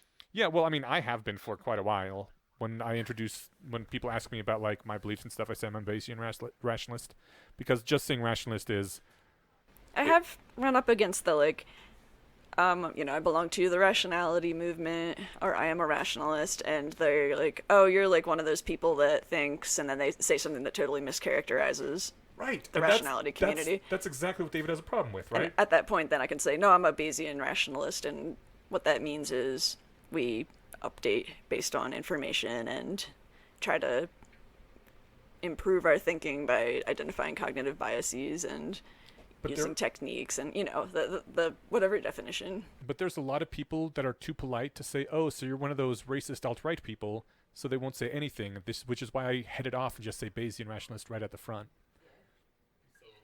I often just drop rationalist and just say I'm a Bayesian. Huh. And then when people ask what that means, I'm like, well, I think about things as rationally as I can, and this guy named Thomas Bayes created a formula that allows me to be a lot clearer and cut through a lot of the mental bullshit. So I'm a Bayesian. That's not bad. I do like the fact that Thomas Bayes is dead. Why? Yeah, Well, 'cause like then he has the nobody- best quality for being a religious leader. I think that is actually pretty important, okay. because then nobody can be like, it's just this one guy trying to self-aggrandize. Yeah. He also And- can't get old and get a Twitter and start Right, tweeting right. weird stuff. He also can't start sleeping with all of the youngest of his followers, because then that always makes your religion look bad. Yeah. What else? What else about this topic? I have some concerns about our ability as a community to just organize on something. Not necessarily that we can't coordinate in general, but I think that we won't run up against resistance from people who think that we should be working on these other most important things. Our public image is not in the top 5 most important things that we need to be worried about right now. Do those people deny the fact that things are easier when others want to help you? They would probably be of the opinion that the people that we want to have helping us are the people who are already here or who are going to find us and aren't going to be listening to Ben Shapiro anyway. And that we don't really need to have a organization with outreach and be recruiting the common folk. Let he who was born rationalist cast the first logical stone. Wasn't Eliezer had come up with this whole metaphor for the Bayesian conspiracy, as is our name, where it seemed like he actually liked the idea that okay, we're gonna exist out here, and then if people want to find out what we're about, they have to come find us and read the sequences and. Right, that the knowledge is more valuable when it is seen to be hidden. Right, like how the light bulb works is martial uninteresting arts because schools get around that. They encourage you to enter because they show valuable skills in the public, but then once you go in, you still have to do a lot of the hard work to like learn how to do it yourself. Yeah, it's a lot harder to show off your rationality. I think we had talked about that before, and I do really like that idea. Like, if there were some places that we were really kicking ass, either, just publishing lots of really high-quality papers, cranking out scientific discoveries, innovating in Silicon Valley in crazy ways, attacking politics in orthogonal, like, strange directions that help people as a whole. Step 1, kick ass. Yeah, I think we need to do step 1, kick ass first before we start doing step 2. Pretty good at step 1. We need more high profile cases. Like if Elon Musk was like, if he came out tomorrow and was like, I wouldn't be where I was without the rationalist, Also, yeah. So I guess quick thing, I like rebranding. I always roll my eyes at that because remember how badly that went for the New Atheists when they tried to do Brights. Oh my God. I was thinking about that. And yet, Bayesian rationalist is not a rebranding. It's just it's a more accurate way to put it. Right. Because rationalist has like, oh, you mean like Descartes? And they'll think you're some esoteric, snob or something. Yeah. And Descartes was not by Bayesian rationalist standards, a rationalist. Yeah. Right. I encourage people to just say Bayesian, and then when people ask for more information, say I'm a Bayesian rationalist, and then give your spiel. But in my limited ability to practice this, it seems to get around a lot of those mental connotations. I think I'm going to keep with Bayesian rationalist. I think that's enough of a difference that people get some impression that there's something else in play here. This will be the first schism in the Church of Rationality. Right. In the Bay Area, people were just calling them the rats, which I thought was really cute. Yeah. Hanging with my rats. I am as a person who cares about public image, I am less cool with this. Rats can be what we call ourselves in private. Yo, what up, my fellow rat? But as far as my basic point, I think you're right, Jess and Steven. Like, we need to kick ass because I think this is just an area where the community is being a little bit unwilling to look itself in the face. A lot of it is very introverted people, and they're making, in my opinion, excuses not to do the hard work of learning socialization and putting on a good face, even though the most powerful force on Earth is humans coordinating with each other, and popularity is literally a good measure of like how many humans you can get to coordinate with you.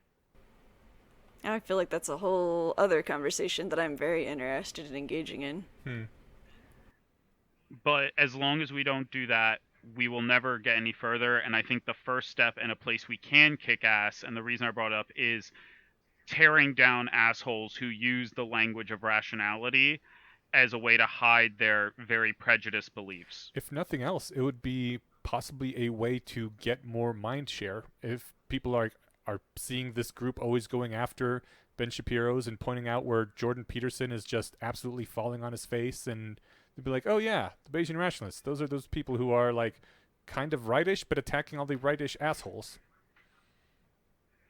Yeah, like I would like for us to have a reputation of not necessarily empathetic people, but people everyone can trust will genuinely listen to your side and will tell you if you're right, even if it's unpopular, and will call you out on bullshit when you're wrong. I too would like to have that reputation. Yeah, that sounds awesome. I mean, I aim for that. That's easy to do in your personal life, right?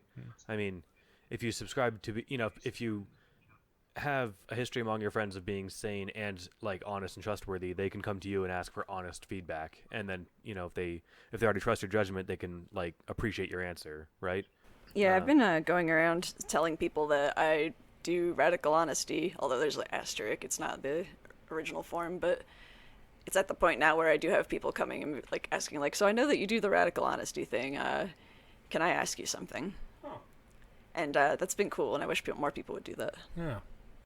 I think that's a great tenet of rationality if we were to make it a church. Like, early Christians won their advertising war, essentially, by being hyper-compassionate, even to their enemies. And it was convincing at a certain point in the Roman Empire. So, if we become the kind of people who are hyper-honest, that is the reputation we will earn. Yeah, I don't know that all rationalists are pro radical honesty. Or I guess there's the gap between tell culture, ask culture, guess culture. I think I more think people it lean should towards be. ask culture in the rationality community. Yeah, What is? I think that's a good way to do it. I can guess most of those, but what was what was the breakdown really quick of the three that you mentioned? Ask culture, guess culture, and tell culture. Guess culture is where you socially competent people can communicate via hints. Everything is Yeah, implied. That sounds kind of exhausting. Well, it has it is, the but that's huge like upside of preserving plausible deniability for everyone, which is why a lot of people like it. yeah, but it also throws people under the bus who can't do it, like most autistic people. And ask and tell culture, right, more like radical honesty. I will ask you things directly, rather than make vague hints about it. Like I will be like, "Are you interested in having a romantic relationship with me?" Rather than like, "Hey, you want to go hang out on Thursday?" And so, what's tell culture? I guess I'm. And tell culture is volunteering information. Yo, you, me, dating. Right. Not exactly, but So I mean, I guess that's all sort of an aside. I could just imagine, like, that's a whole other thing. I'll say yeah, it. this is another thing that deserves a whole conversation. We are getting low on time, so maybe we should try to wrap this up. Did anybody else have any final thoughts about the is rationality being co-opted topic? I mean, in my nice little bubble, it's not, but I can see if people out there are saying, I guess, does Ben Shapiro use the word rationalist? I guess I didn't even ask that I think question. he uses the word rational. Yeah. And rationality. Yeah. And to most people who aren't introduced to like the sequences, it's a lot to read and absorb over a long time. Those things are the same as being a rationalist. They are. Like talking fast and sounding smart is being a rationalist to most people. I think that's just an admitted weakness. And it's our job to dissuade that. A lot of people's first idea stereotype of a rationalist is like some British person explaining why empire is the best and it is the white man's burden to help lift up the lesser races, that kind of thing. Or Spock. Or Spock, yeah. That's the other one. Well, I mean, I think that maybe just rationalist. I mean, it was always a tough choice on what to like name the thing, right? Yeah. But yeah, I guess Bayesian would have been nicer if we had started that way. It might have Bayesian been. is too vague. No one would have jumped onto. It sounds like a math thing too. It is a math thing. It is a math thing, but it's also just like it doesn't tell you anything. Whereas Bayesian rationalist, it has the rationalist core there, which conveys information to even someone who is not familiar with Bayes. Yeah. Right I think Bayesian rationality is more complete of an idea because we are rationalists and this is the protocol that we have for doing rationality, Bayesian statistics. Or Bayesian updating. I don't have anything else to add. Yeah, All right. that's all I got. I think we're all in agreement. Yeah. We're all in agreement. New church, David's the Pope. Perfect. Okay. Dark Pope. Give me 1 year so I can ordain myself properly. Or harmful to human anyway. By the way, thank you guys for letting me talk about this. It's been really getting under my skin. No, it was a lot of fun. I think I mean this is an important subject. I mean I didn't have a lot to add as far. I think it's mainly because this is sort of like the noticing the problem stage, right? And other than for me to say, oh yeah, I see what you're talking about, I don't have like a lot more to build on it yet. So, and to be honest, I think a lot of people have been noticing it, and we just haven't said anything. So I mean, saying it is good. I've seen the tropes and memes of people making fun of Ben Shapiro. Like there's that Onion article where he destroyed that homeschooled 12-year-old or something, or 17-year-old or something, and like with facts and logic and rationality, and like they're always in all caps. Like I'm assuming the titles of his YouTube videos are. Yeah. And I just assumed everybody knew that this guy was that this sort of thing was a joke. I know he has a serious following, but I always assumed that no one thought that was the same thing. And yet, now that it's pointed out to me, how could there not be any confusion? Yeah. So, this is more raising That, and I always try to remember my mind state before I learned rationality, and I probably would have been fooled. Like, I was smart and clever, but I was very far from being self-aware enough to be like, am I updating? Yeah. Or am I just finding confirmation bias? Like, I didn't even have the language then to realize when I was doing that. And what? We're like 0.001% of the population if I'm optimistic. Yeah. All right, moving on. Also, Okay, go ahead with the also. Oh, I was just going to say, the best repudiation of Ben Shapiro I've seen was on Philosophy Tube last week. And it kind of was the reason I posted, because I was upset. I was like, this is the best logical argument against him, and this dude is hyper leftist. So anyone who's new is going to see this and assume leftism equals rationality. Right. No, and always the best response to these sorts of things is actual logic and real rationality, as opposed to, like, I don't know, screaming about emotions or whatever, because that further is like an applause light for people who are already against him, and it does nothing to help anyone who isn't against him or who is on his side. But actually using real logic and real rationality to show how he completely falls apart in the face of meeting the real world really would, I don't know, maybe get a lot of people who are currently sort of on his side to see what an idiot he is. And it's just the way we want to do everything, right? Because things that can be destroyed by the truth should be, and the truth is the best weapon there is. And if you can't destroy him with the truth, then maybe there's a problem. But since we can, do that. And on that note, let us move on to the sequences for this week. We didn't actually take any notes on this one, but they were both pretty short. So the first one is scope insensitivity. I guess I will quickly summarize it. Yeah, I mean, this one I think we're all kind of familiar with. Okay. You can take the lead, or I can, whatever, or Jess can, whoever wants to. I'll take the lead. No, all let's right. not. Ready? Let's all talk at once. 3.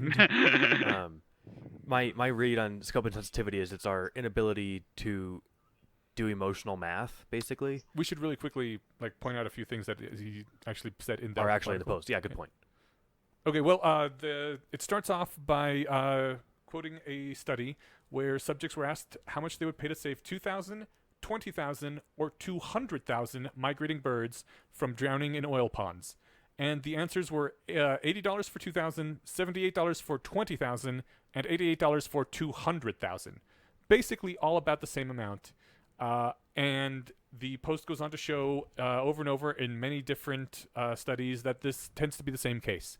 People, regardless of how the numbers are, they more or less choose the same amounts to fix things. The numbers seem to be more or less irrelevant. It's worth pointing out that you have to ask different groups of people. Yes. You can't ask them one after the other. Right. Obviously, if you ask them the same number, they would just multiply it by 10. Well, actually, I sort of doubt that. Because part of my donating power, I might give, $50 to somebody's charity, but I can't. If they said, hey, you know what, this is actually going to help 50,000 people, not 5, I can't give $1,000 more dollars. Oh, right. Or 1,000 times as much, right? Yeah. So part of it's just by how much you have to give. Well, I think what the article says is that it follows a logarithmic scale. So even though the problem may have gotten 10 times worse, you only emotionally give as though it got 1.5 times worse. Yeah, I don't know if this is... Sorry? Oh, I was just going to say, it's not that we are completely incapable of scaling up, or even that groups don't scale up. It's that once we find a point, whatever we can give, we don't really know how to do proportions correctly. We think the problem is twice as bad when it's 10 times as bad. Yeah, I wonder if, and this might actually be controlled for in the study, but instead of how much would you give of your own money to save these birds, imagine that you're in charge of a fund for these birds, and how much would you allocate for these many birds versus these many? I wonder if that would change the way people are doing math, or if the scope and sensitivity still applies. It's too bad Katrina isn't here, because she worked with nonprofits a lot, and she mentioned that they found if they showed pictures of large groups of people, the donations would often go down. But if it was just a picture of one person looking really sad, the donations would be much higher. That's true. As far as I know that Sam Harris talks about this in his podcast all the time, but that's something that Will McCaskill and Peter Singer have been on about, that you show a picture of one sad little girl starving in Africa, you can elicit more charity for her than you can for her and her brother. Yes. At the same time, or her and her brother and their whole family. Because so emotionally, it's hard to. You just can't feel that many people. I think that there's a lot of components to it. Like part of it, I think it's too generous to say that it even doubles when the problem goes up by 10, because the bird thing doesn't even map to that. But there's like a sense of like, yeah, how much will you give to like save Africa, like to your average American teleprom, or what do you call them, telephone charity things, right? Telethons. Like nothing. I can't save Africa. Why am I going to throw my money in the bucket, like into that fire? That's not going to do anything.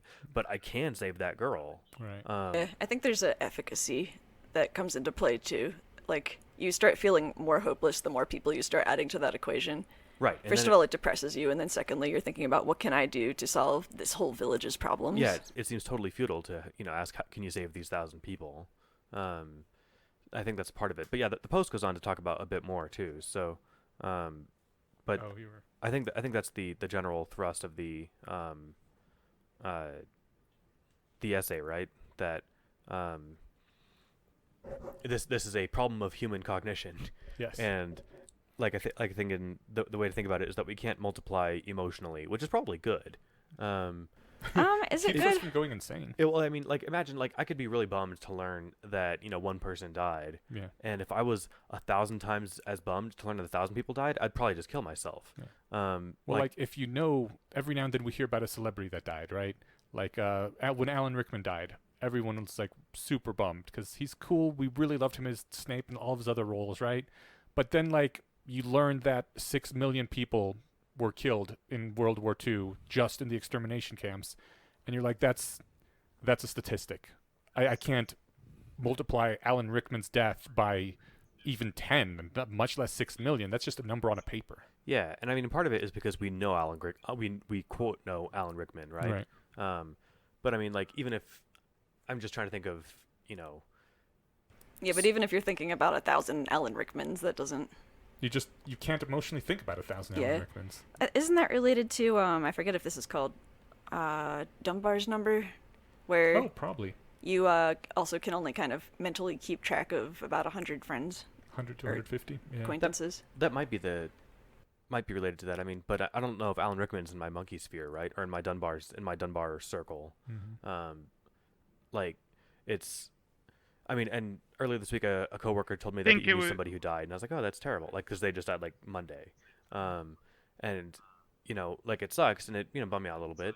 But I didn't know this person. The guy that was telling me this didn't know him that well, and so it wasn't that tragic. I mean, I was probably more bummed when name a celebrity died or something, right? But that's sort of an aside. Sorry. Were you saying something, David? No, let me think this through before I speak. You guys go on. Okay. He did also point out the same thing in this post that you said, that people were more willing to give when they could save 4,500 lives in a camp of 11,000 rather than 4,500 lives in a camp of 250,000, just because it was a larger percentage of the whole problem. So felt like they could maybe contribute in some meaningful way.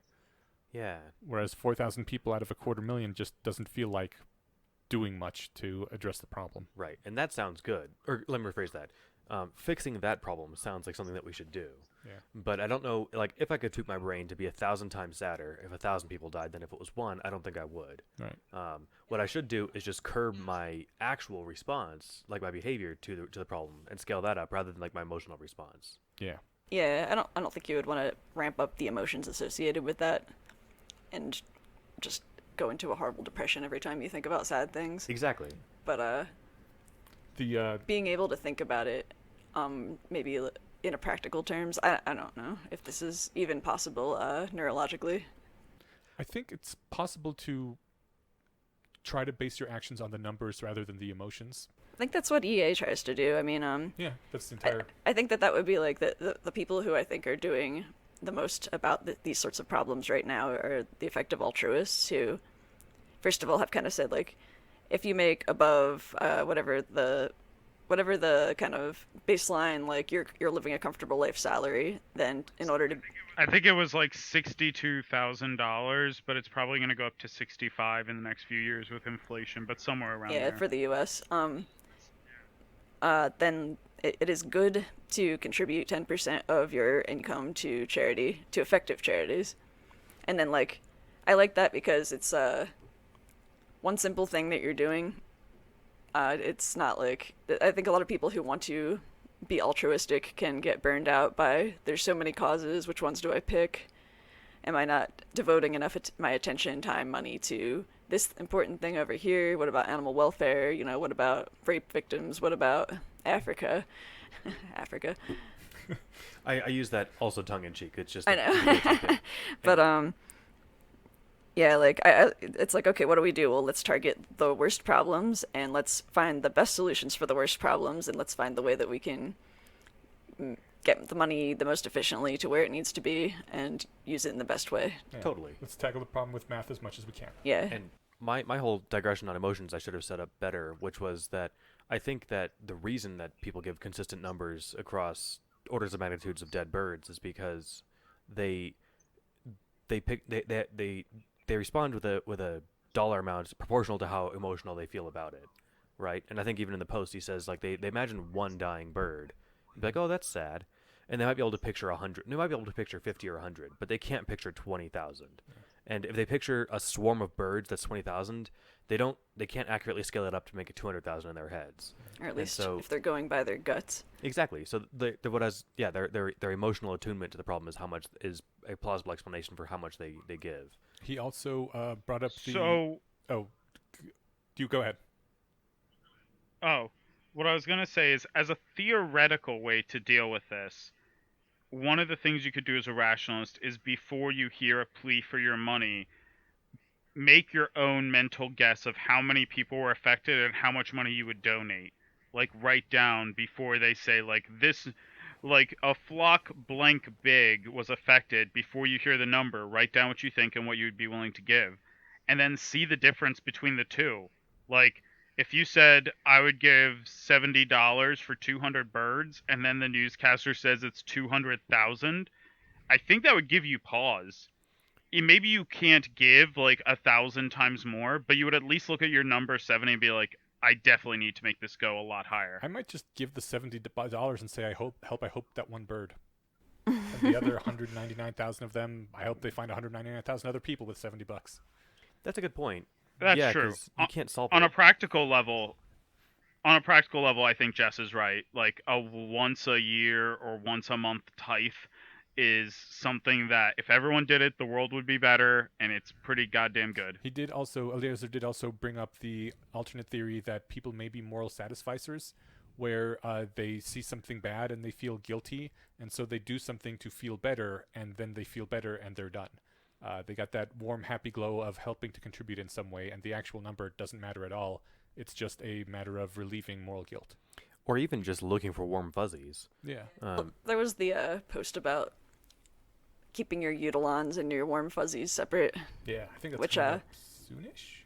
Yeah, so maybe I won't talk about it now, but I think that was another good way of addressing the kind of disconnect between wanting to satisfy morals and wanting to actually help.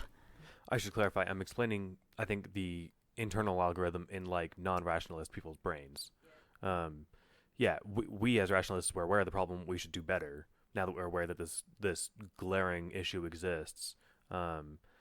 But I know I've told this before, but it's probably been years. I had a roommate who was gay, and we were leaving King Soopers, and it was one of those, like, bell guys for Salvation Army, and he threw his change into the guy's bucket, and I was like, you realize that, like, this is one of the groups that gives to, like, anti-gay rights and stuff, and he was like, I don't care where the money goes, it just made me feel nice to give. That's exactly what he actually said. Yeah. He's a great guy, but it was just an example of, like, oh, okay, so, like, you really, like, this could have been anything, and it was just about, I think that sort of thing goes on all the time with people who just, give a couple bucks to something. If you're going to sit down and write $1,000 check, I hope the average person sits down and actually thinks about it. But actually, the average person doesn't sit down and write down $1,000 charity check. So, I have a hard time not giving when people are, if you're in PetSmart and they're like, oh, do you want to give an extra $1 to the Save the Puppies Foundation? And you're a jerk if you don't, right? But I'm like, but I could also send this $1 to the Bill Gates Foundation and buy a bunch of mosquito nets to save children from malaria, and it would go a lot further. Yeah. I have a policy of, if people ask me at the cash register to round up or donate $1 or whatever. I have a policy of always saying no. I didn't have time to look into this. I feel like I'm being mugged right now, so no, you cannot have my money. I like it. I mean, that's one approach. I tend to just... It's completely random. Sometimes if I've heard of the charity, I'll round up. And sometimes if I've heard of it, I won't. Like if I know, like I never round up to give to the pink ribbon breast cancer thing because I know all they do is spend 90-something% on buying more pink ribbons. So like they're not getting my money, but yeah. It's especially suspicious if there's a store that's trying to get you to donate to a charity because it's like, oh, now Walmart is altruistic. And it's like, what are you trying to do? You're trying to improve your own company self-image by like branding yourself as a charitable corporation. Yeah. You don't actually care about these puppies. I had a job like this. I used to be a canvasser for Save the Children. So I was one of those people who'd wear a yellow vest and get you to stop on the street corner and give me your credit card. Oh, damn. Shady. It was, dude, that was a hard sales job. I bet. Real hard. People spit on me in Philly. Damn. Someone threw beer bottles at me. Why would they spit on you? Because it's Philly. People are insane in Philadelphia. Can confirm. Always Sunny was a documentary. A city of brotherly love. More than anyone likes to admit. Anyway, the reason I bring it up is while it was very hard to get people to sign up initially, once people did, we had a very high retention rate. Because as a charity, one of the things they do really well is every month you get a letter in the mail from a kid you're helping. Oh. Yeah, I used to Like donate a to that charity picture. when I was a kid. It's... Yeah, and my family did it as well for a while, and I don't think they're that efficient, and in fact, I'm a little afraid to look up how wasteful they are, but I know that at least some of the money they give does good, and by giving people that dopamine hit every month and they know they can expect it, it helps that charity carry forward. I think that if you created like a stock portfolio of charities where you donated 10% and then every month you were like, hey, here's the little kid who this month your money went to go buy them a net over their bed. And next month, here is a little kid in a different part of the world who has clean drinking water today because of your percentage contribution. Yeah. Let's move on to the next one. Oh, Yeah. wait, looks you had a thought? No, I think that's about it. I mean, I guess we kind of talked around a lot of the stuff, but the post talks about this is scope and sensitivity, and here's like that's not the way that it should work. It's a really straightforward short post. Yeah. Eliezer even ends it at the end with the moral of the story is, if you want to be an effective altruist, you have to think it through with the part of your brain that processes those unexciting inky zeros on paper, not just the part that gets really worked up about that poor struggling oil-soaked bird. Which is, yeah, being effective is about math. Yep. All right. I guess what I was talking about is more like the next post. The next post is One Life Against the World. Such a cool, dramatic sounding name. Yeah. Whoever saves a single life, it is as if he has saved the whole world. The Talmud. Sanhedrin 4:5. I think the main point of this post is the world really is bigger than one person. So even though it feels like saving the world if you save one person, you should generally choose the world above the one person if you're ever given that choice. Yeah, something that makes me mad in a lot of media is, like, we as a culture think that it is morally good to, when, like, your character, your protagonist, has to choose between his love interest and the world, and they're like, I'm gonna save the love interest, and we're like, oh, how romantic, and I'm like, bad utilitarian. So as much as I loved Avengers, what was the first one, not the last one? Infinity War? Infinity War. As much as I loved Avengers Infinity War, I was so fucking pissed when everyone was like, you know what? We're going to protect Vision no matter what. You can't have his stone. Or we're not going to take his stone out and crush it, you know? And it's like literally half of all intelligent life in the universe versus this one guy that the people like a lot. A lot of bad utilitarianism went on in that movie. Absolutely. Oh, yeah. That was not even the only case. There was several cases of people being like, the entire fucking world or this one guy. I think it wasn't even the world. It was like the universe, right? Like, right. Yes. Or that universe. To be fair to the Avengers, so like another good example of this would be in the first Spider-Man movie with Tobey Maguire when Goblin's got the cart full of kids and Mary Jane hanging from the bridge, and he ends up saving both, but he jumps after her first. Like the protagonists aren't supposed to be utilitarian monsters, right? They're supposed to be people like. They're supposed to be people with like human goals and feelings, and so granted. But at some point you draw the line. They do, and well, at some point they did in Infinity War, right? They decided, hey, you know what? If we start, like, they had no idea how much time they had. It could have been days, and so when they went to go, get the stone out safely, which is a good option if you think you might have days and it might take a couple hours to get the stone out, whatever. That's true. It turned out they got ambushed right away. So when that happened, they're like, all right, it's time to fucking kill him, and they didn't. The person who could do it held off for all of the 8 seconds that it took to agonizingly stare at the person she loved before she blew his brains out, right? So, okay. Like, they did do it. Okay. So, but point taken. Yeah.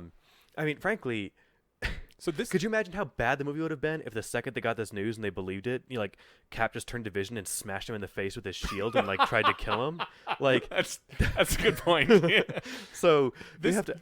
It would have been better if Vision looked at him and he's like, you know what you need to do, and bashed his own face against I think actually, I don't know if I'm remembering this correctly, but I'm pretty sure Vision himself was like, no, you should do it. And the rest of the team were like, no, man, we don't give up our own. That is accurate. He's we like, don't no, trade really? lives was their thing. Yeah, we don't trade lives. He's like, and then, of course, Vision like, points out the hypocrisy, like, Captain, didn't you down a ship that, to save everybody else? And it's like, fuck off, Vision. It's kind of what it's PG-13, so he didn't say that, but his eyes did. So there's also a thing with, I think more to the people on the right that if someone is a couple, then and they have children, the mother shouldn't be put in danger. And I saw this in some books I've read where both couples had superpowers, and the author made the mother stay home rather than help find the world-ending threat.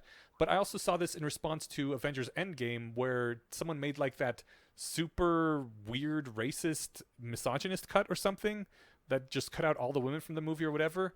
And I didn't hear about this. The comment was that Pepper Potts should not be on the front lines fighting Thanos because if Iron Man what's Iron Man's character's name? Tony Stark. If Tony Stark dies and Pepper dies, that child is now an orphan. And I was like, I don't think they had a kid, but I get what you're saying. They did have a kid in the last one. They did? Yeah. Oh. And the point is that if Pepper can change the odds of them winning by even a minuscule fraction, she should be in that fight because that kid isn't going to live anyway if they lose. Yeah, when you're fighting an existential threat like that, you don't bother with that kind of. Yeah, you can stay at home and hug your kid right up until you're killed, right. Or you can go out and try and fight. Yeah.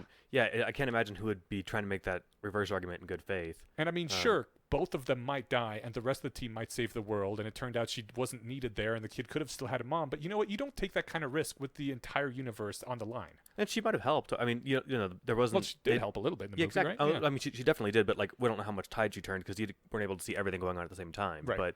But yeah, if she held things off for one more second, that's the second that we needed to win. So, yeah, that's weird. Yeah. Even if she didn't help, it was still a better decision to put her on the battlefield than to keep her on the sidelines. Totally. Absolutely. Yeah. She was useful. Okay, sorry. We got way off track. Yeah. I'll always indulge in it. I mean, that was actually on topic. Yeah. We're talking about the saving one person still. For once, the Avengers are relevant. Yeah. That said, I saw the new Spider-Man movie last night. It was a lot of fun. Subverted my expectations twice, which was really cool. Cool. So it was like Homecoming, like the same kind of vibe, but it was a lot of fun. So if you like superhero movies, I give it my thumbs up, but that's not a surprise. Just saw it too. I liked it more than Homecoming because just for me personally, I don't like high school dramas. I think it's the target market. I think they do a great job with, here's the high school vibe. Peter Parker is the high school kid, and we're going to have stories that are about crushes and school. I hate all of that. I hated high school. This one has much less of that going on and much more superhero stuff, so I was into it. I will say this post is the first one where I discovered that Eliezer is absolutely against mind-altering substances and drugs, those sorts of things, where he says that the experience of making a new scientific discovery is my best reference for what it might feel like to do drugs. And I thought that was an interesting fact about him, and later when I met him at Worldcon, several years later, I found out that he doesn't even drink.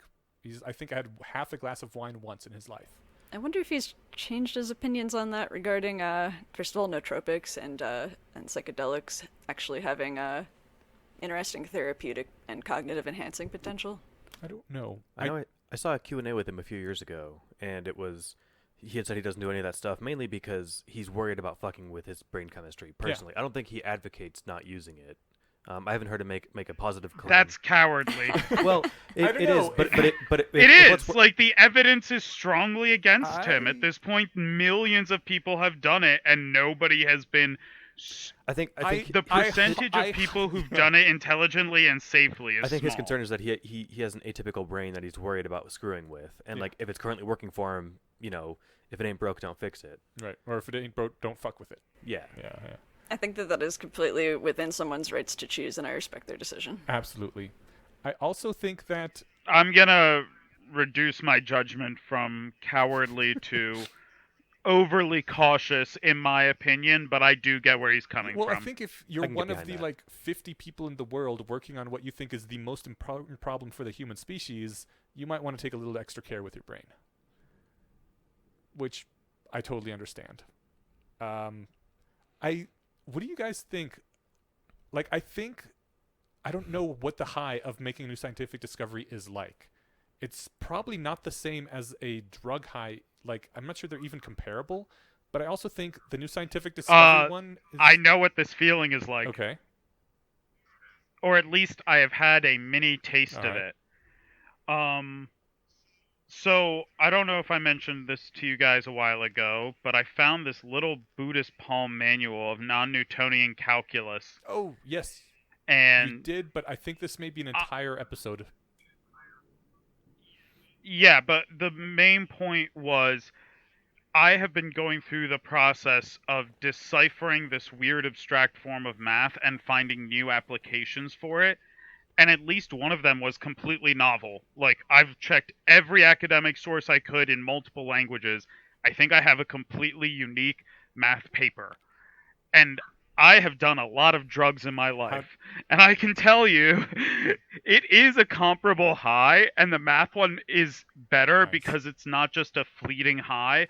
It's like a warm feeling of satisfaction that's growing more and more as I polish my work and work on my paper. Yeah. I was going to say that I think that even if the drug one might be better for like a few minutes, like the drug thing goes away, whereas an accomplishment like that you have for the rest of your life. And maybe I haven't tried the right drugs, but the stuff I've tried, like, it's apples and oranges. Like, I mean, I guess because I'm always aware that I've taken a drug and that's why I feel this way. If I've done something nice for somebody and it's made them, if it's changed somebody's life or if I figured something out, I've had small versions of both of those things. Not like an innovative scientific discovery, but for me, that's why I like programming. When I figure shit out, I get that rush. So it's a very small version of it because other people can do it. But when I do it originally, it feels nice.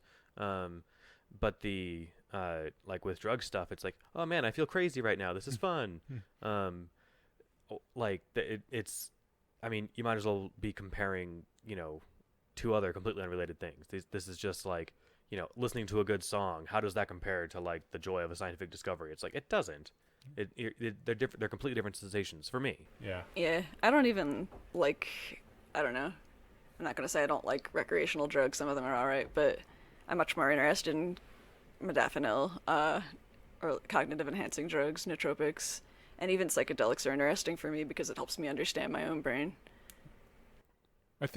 I mean, I like MDMA is the drug I was comparing it to, and that's just like a flood of happy chemicals. Yeah, based on the context of the post, I was assuming that he meant like recreational, make you feel good and or happy. Yeah, and I was thinking of MDMA too, but like I still like I'm on it and it felt great, but like I knew like that, it wasn't like it wasn't like I thought this feeling was fake because the feeling's real. Mm-hmm. It's as real as any feeling you can have because it's your actual brain. Mm-hmm. But it's like I knew it wasn't tethered to. We're kind of aside, but yeah. All right, so back to the post then. He says that it probably seems obvious to almost everyone that yes, the entire world is worth more than one life, but it might not be entirely that obvious to everyone. For example, people who follow the Greek conception of personal virtue, which rather than consequentialism, which I feel slightly called out on, not because I'm a Greek, but because I am a virtue ethicist. So he says, someone who saves the world is virtuous because they are fulfilling their duty to save life, which is a virtue. But they're not 6 billion times more virtuous than someone who only saved one life because they were also fulfilling that duty. They're certainly more virtuous if they save the whole world, but not 6 billion times more. And perhaps another way of not grasping this would be that the value of one human life is too great to comprehend anyway. So, like, a human just couldn't comprehend it, and it's like a scope insensitivity thing. If one life is so immensely valuable already, how can you even think about, saving the entire world? And he points out that, yes, he agrees one life is of unimaginably high value, but that 2 human lives are twice as unimaginably valuable. So, please save the entire world. If you have to. If humanity could dedicate all of its resources towards, curing whatever puppy disease or ALS, like he's saying, yes, that's good. You can't say it's not good, but like it is. We need to fix the most important thing, and to him, it's obviously friendly AI research, right? Mm-hmm. And he's probably right. Certainly, even like curing prostate curing prostate cancer and breast cancer, like great, both good things, but curing death is a bigger win. Yeah. And so this is just, I think, the point of the post, I guess, is almost too. It's like if it was as simple as what's written there, it'd be one sentence, right? Mm-hmm. I think the point is the subtext of no, there's actually big problems that we need to actually solve, the really, really, really big problems. Yeah. That's how I read it.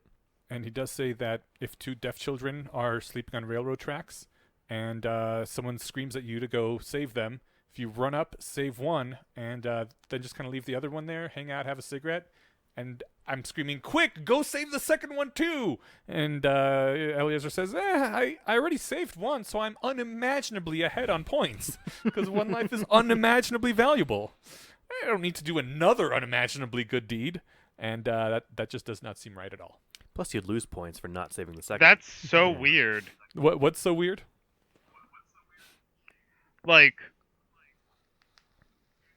That doesn't even make sense by the definition of that worldview. I don't know if isn't the goal to save an unimaginably huge amount of good things? You already did that when you saved one because it's unimaginably valuable. So yeah, it's also a fun intuition pump for taboo trade-offs. Yeah. Right. I'm not going to bankrupt my hospital to buy one liver to save this little girl. Because we need to keep the hospital running. Mm-hmm. So, I hate this.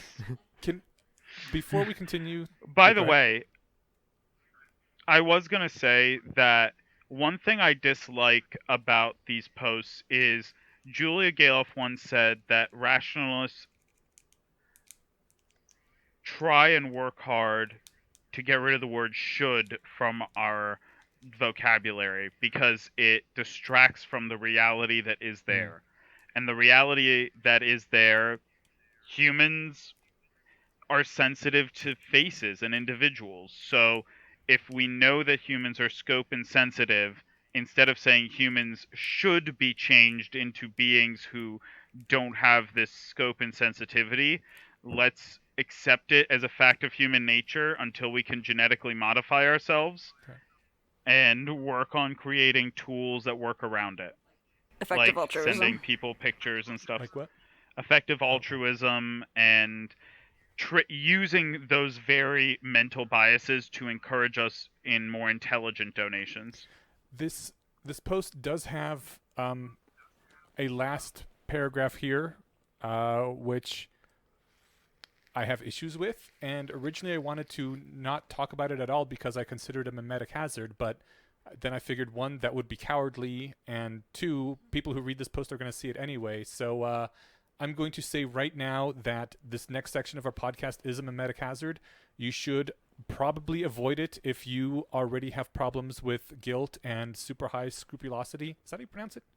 Okay, because this will be bad for you. So Scrupulosity? yeah, feeling very responsible for everything. Oh, I call that heroic responsibility. Well, this is more of the bad version of that thing. Yes. This is also in my head. It's always been a bad version too, but I totally get it. Yeah. Okay. That's Oh, fine. okay. I always thought of heroic responsibility as a good thing. Method rationality kind of gave it a great spin. Yeah. But the way that I've had a complex like that, I've gotten over it. I guess partly, mainly by stopping caring. I guess about stuff. I guess. But anyway, so I'll call it scrupulosity from now on. So all right. Yeah. So this next part, again, probably bad for people's emotional well-beings, and I would skip forward by about 5 minutes, if you are in that. But going forward, he points out that combining scope and insensitivity, the last post, with this one, if you were the guy who had the 2 children on the train tracks and you only saved one and didn't save the other one as if you could have, not only did you not save that. You're not the person who saved one life. You are the person who killed one life when you could have, because you could have saved the other one. So you have damned yourself, he says. You have damned yourself as thoroughly as any murderer, which he puts at the end of a sentence, at the end of a paragraph, saying that, basically talking about donating money to curing fatal diseases, right? He says, when human lives are at stake, we have a duty to maximize, not satisfies.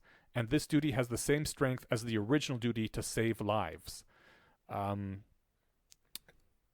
So basically, if you have any money left over after you're done providing for your own continued existence, all of it should go to save other people, is how I have interpreted these sorts of things before. And that really leads to a horrible life very quickly. Yeah, he also mentions that you should be disdained for your spending your life-saving money inefficiently. Yeah. So it'd be. Well, wait. I have a question. Does Eliezer Yudkowsky know anything about mental health and like maybe people needing things like little luxuries to keep themselves sane instead of just becoming robots that give money to other people? I think this is a common criticism. Yeah. Yes. And it's like, I imagine, well, maybe he doesn't drink coffee, but I imagine Eliezer spends some of his time, like, he does. Yeah. In fact, this was actually something I remember him being called out for in the comments when he mentioned they had a girlfriend. Mm-hmm. And it's like, what do you mean you hang out with your girlfriend? Aren't you, like, busy saving the world? Mm-hmm. How can you justify spending 3 hours watching a movie when, those 3 hours could bring, the end of, human death forward by 5 seconds? Right. How many people did you just kill, Eliezer? Yeah. So, like, I don't remember... Actually, I remember his response to that. It was, like, grossly inadequate. It was, like, those, like, quotes where, like, you're not, like, typing. It's, like, quote, like, shows girlfriend's comments. Yeah, they're being super mean, aren't they? I wonder if I'm sure there's more rebuttal to that somewhere else in deeper comments somewhere in later posts. But, like, yeah, people need to live and be happy. Some people, like Will McCaskill, does this. He lives on, I think, like 37,000 pounds a year, and the rest he gets, and the rest he gives to charity. And this is where the same Peter Singer's argument with the drowning child is basically the same thing, right? If you see a child drowning, you should sacrifice your $2,000 suit to wade into that river and save it, which is true, but he uses that again to lead people to, why are you not donating all your money? You don't need a $2,000 suit. Buy a $100 suit and spend that extra money saving dying people. Yeah, and but that ignores time. Like, if I have to dive into 100 lakes and save 100 kids, I'm gonna drown. I'm gonna be too tired. Right.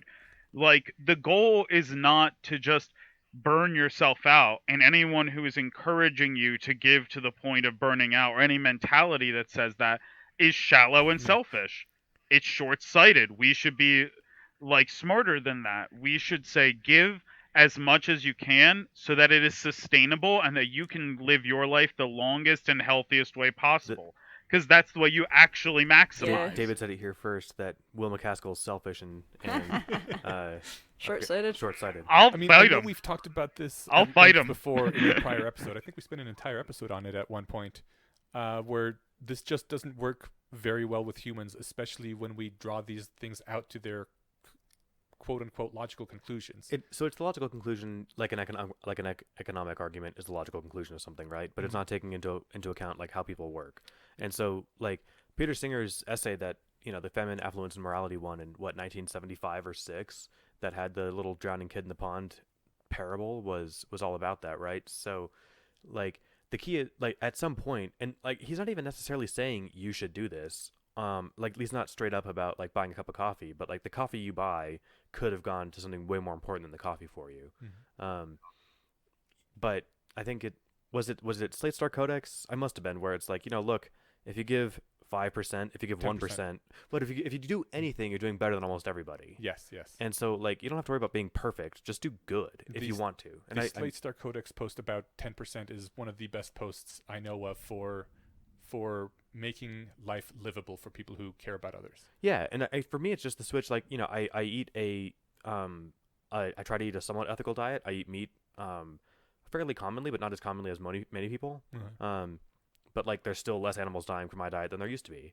And so like it's not so much about like I can never touch chicken because, ever, if this was ever produced in a factory that was near chickens, like I'm not going to take it to some, like, to that kind of like religious level of commitment. Mm-hmm. But it's like, no, I'm doing better. Like the world's a better place than it was if I was doing the normal thing. But I cut off just a minute ago. I was just excited to get going. Sorry. Oh, I forget what I was going to say. Shoot. I'm sorry. Sorry. So I basically agree with the concrete example that if you can save 2 children from a train and you only save one and then walk away, you're basically murdering the other one. And I also agree with the fact that if you're giving $1,000 to a charity to make people have shoes, you should probably feel bad about that, because giving people shoes isn't really that big a deal when there's people dying. Spend the $1,000 in a more efficient manner, please. This really does matter to a lot of people. But I think there definitely needs to be a line drawn at the place that makes life still livable for people following your philosophy. And I feel like Eliezer absolutely failed to draw that line and make that distinction in this post. Also, I think this forgets something really important, which is the reason life is livable is not just that we have our base needs met, but the fact that there are things that are beautiful in our lives that give them that sense of meaning. And if you are living a life where every single resource you have that isn't going towards your survival is going towards other people, you are denying yourself the very thing that makes life livable for other humans. It's not just like negative, it's like actively punishing yourself. Okay, and I said listeners only have to skip ahead for 5 minutes. We should probably cut it off there. That sounds good. Okay. Unless did it come back to Jess? I'm really sorry. No, I'd forgotten what I was saying. Sorry. All right. Yeah, we need to cut this off. Yep. No listener feedback this time because we have run out of time. But we never don't have time to thank our guest. Absolutely. Do you want to thank him this time? Yep. Cool. Dibs on thanking Lydia Marie. Big shout out. Thank you so much for your support. Dun, dun, dun, dun. Thank you, Lydia. I like that. Maybe we'll leave that in instead of putting in the sound effect. Thanks, David. Just this one time. Yeah. So yeah, cool. Yeah, once again, your support means a lot to us, as does everyone who listens and does anything. You can find us on iTunes, do all those usual things, and that's about it. You help keep us going. We do the payout to the 3 of us every 6 months, and we are just in the process of doing it right now, so this is particularly relevant to us right now, and we all feel really happy that we have a little bit more money in our bank accounts to buy coffees and or save children. So thank you very much for that, Lydia, and everyone else who helps. Yeah, and thank you to people who comment and who go on the subreddit. That's also helpful. And we were talking about a subject that was brought up on the Reddit today, so that's right. It helps us too come up with topics. Yeah, we've got the Bayesian conspiracy subreddit. To make this phone call, we started a Discord server, so there'll be a link to that in the show notes, I think. We'll have a Discord server. People can get on there and chat if you guys feel like it. Let's do it. A little more live than this. And I just learned today that there's a way to just sit on the in a voice chat of it, so there's good chance I'll be hanging out there at some point. People want to get on and chat. I work human hours usually, but something to look at there. So the perma link for the Discord chat will be in the description, so come talk to us. Yeah. Yay. I'm actually on Discord fairly regularly, unlike Reddit. I'm not on Discord that much, but you can talk to Jess and Steven. Neither am I, but I will be. So, all right, Okay. cool. Then that's that for this episode. And for next episode, our 2 posts will be risk-free bonds aren't and correspondence bias. All right. Awesome. All right. David, thanks again, man. Always great talking to you. Thanks. Cool. I'll be back Yay. soon. You bet. Peace out, everyone. See ya. Peace. Bye bye.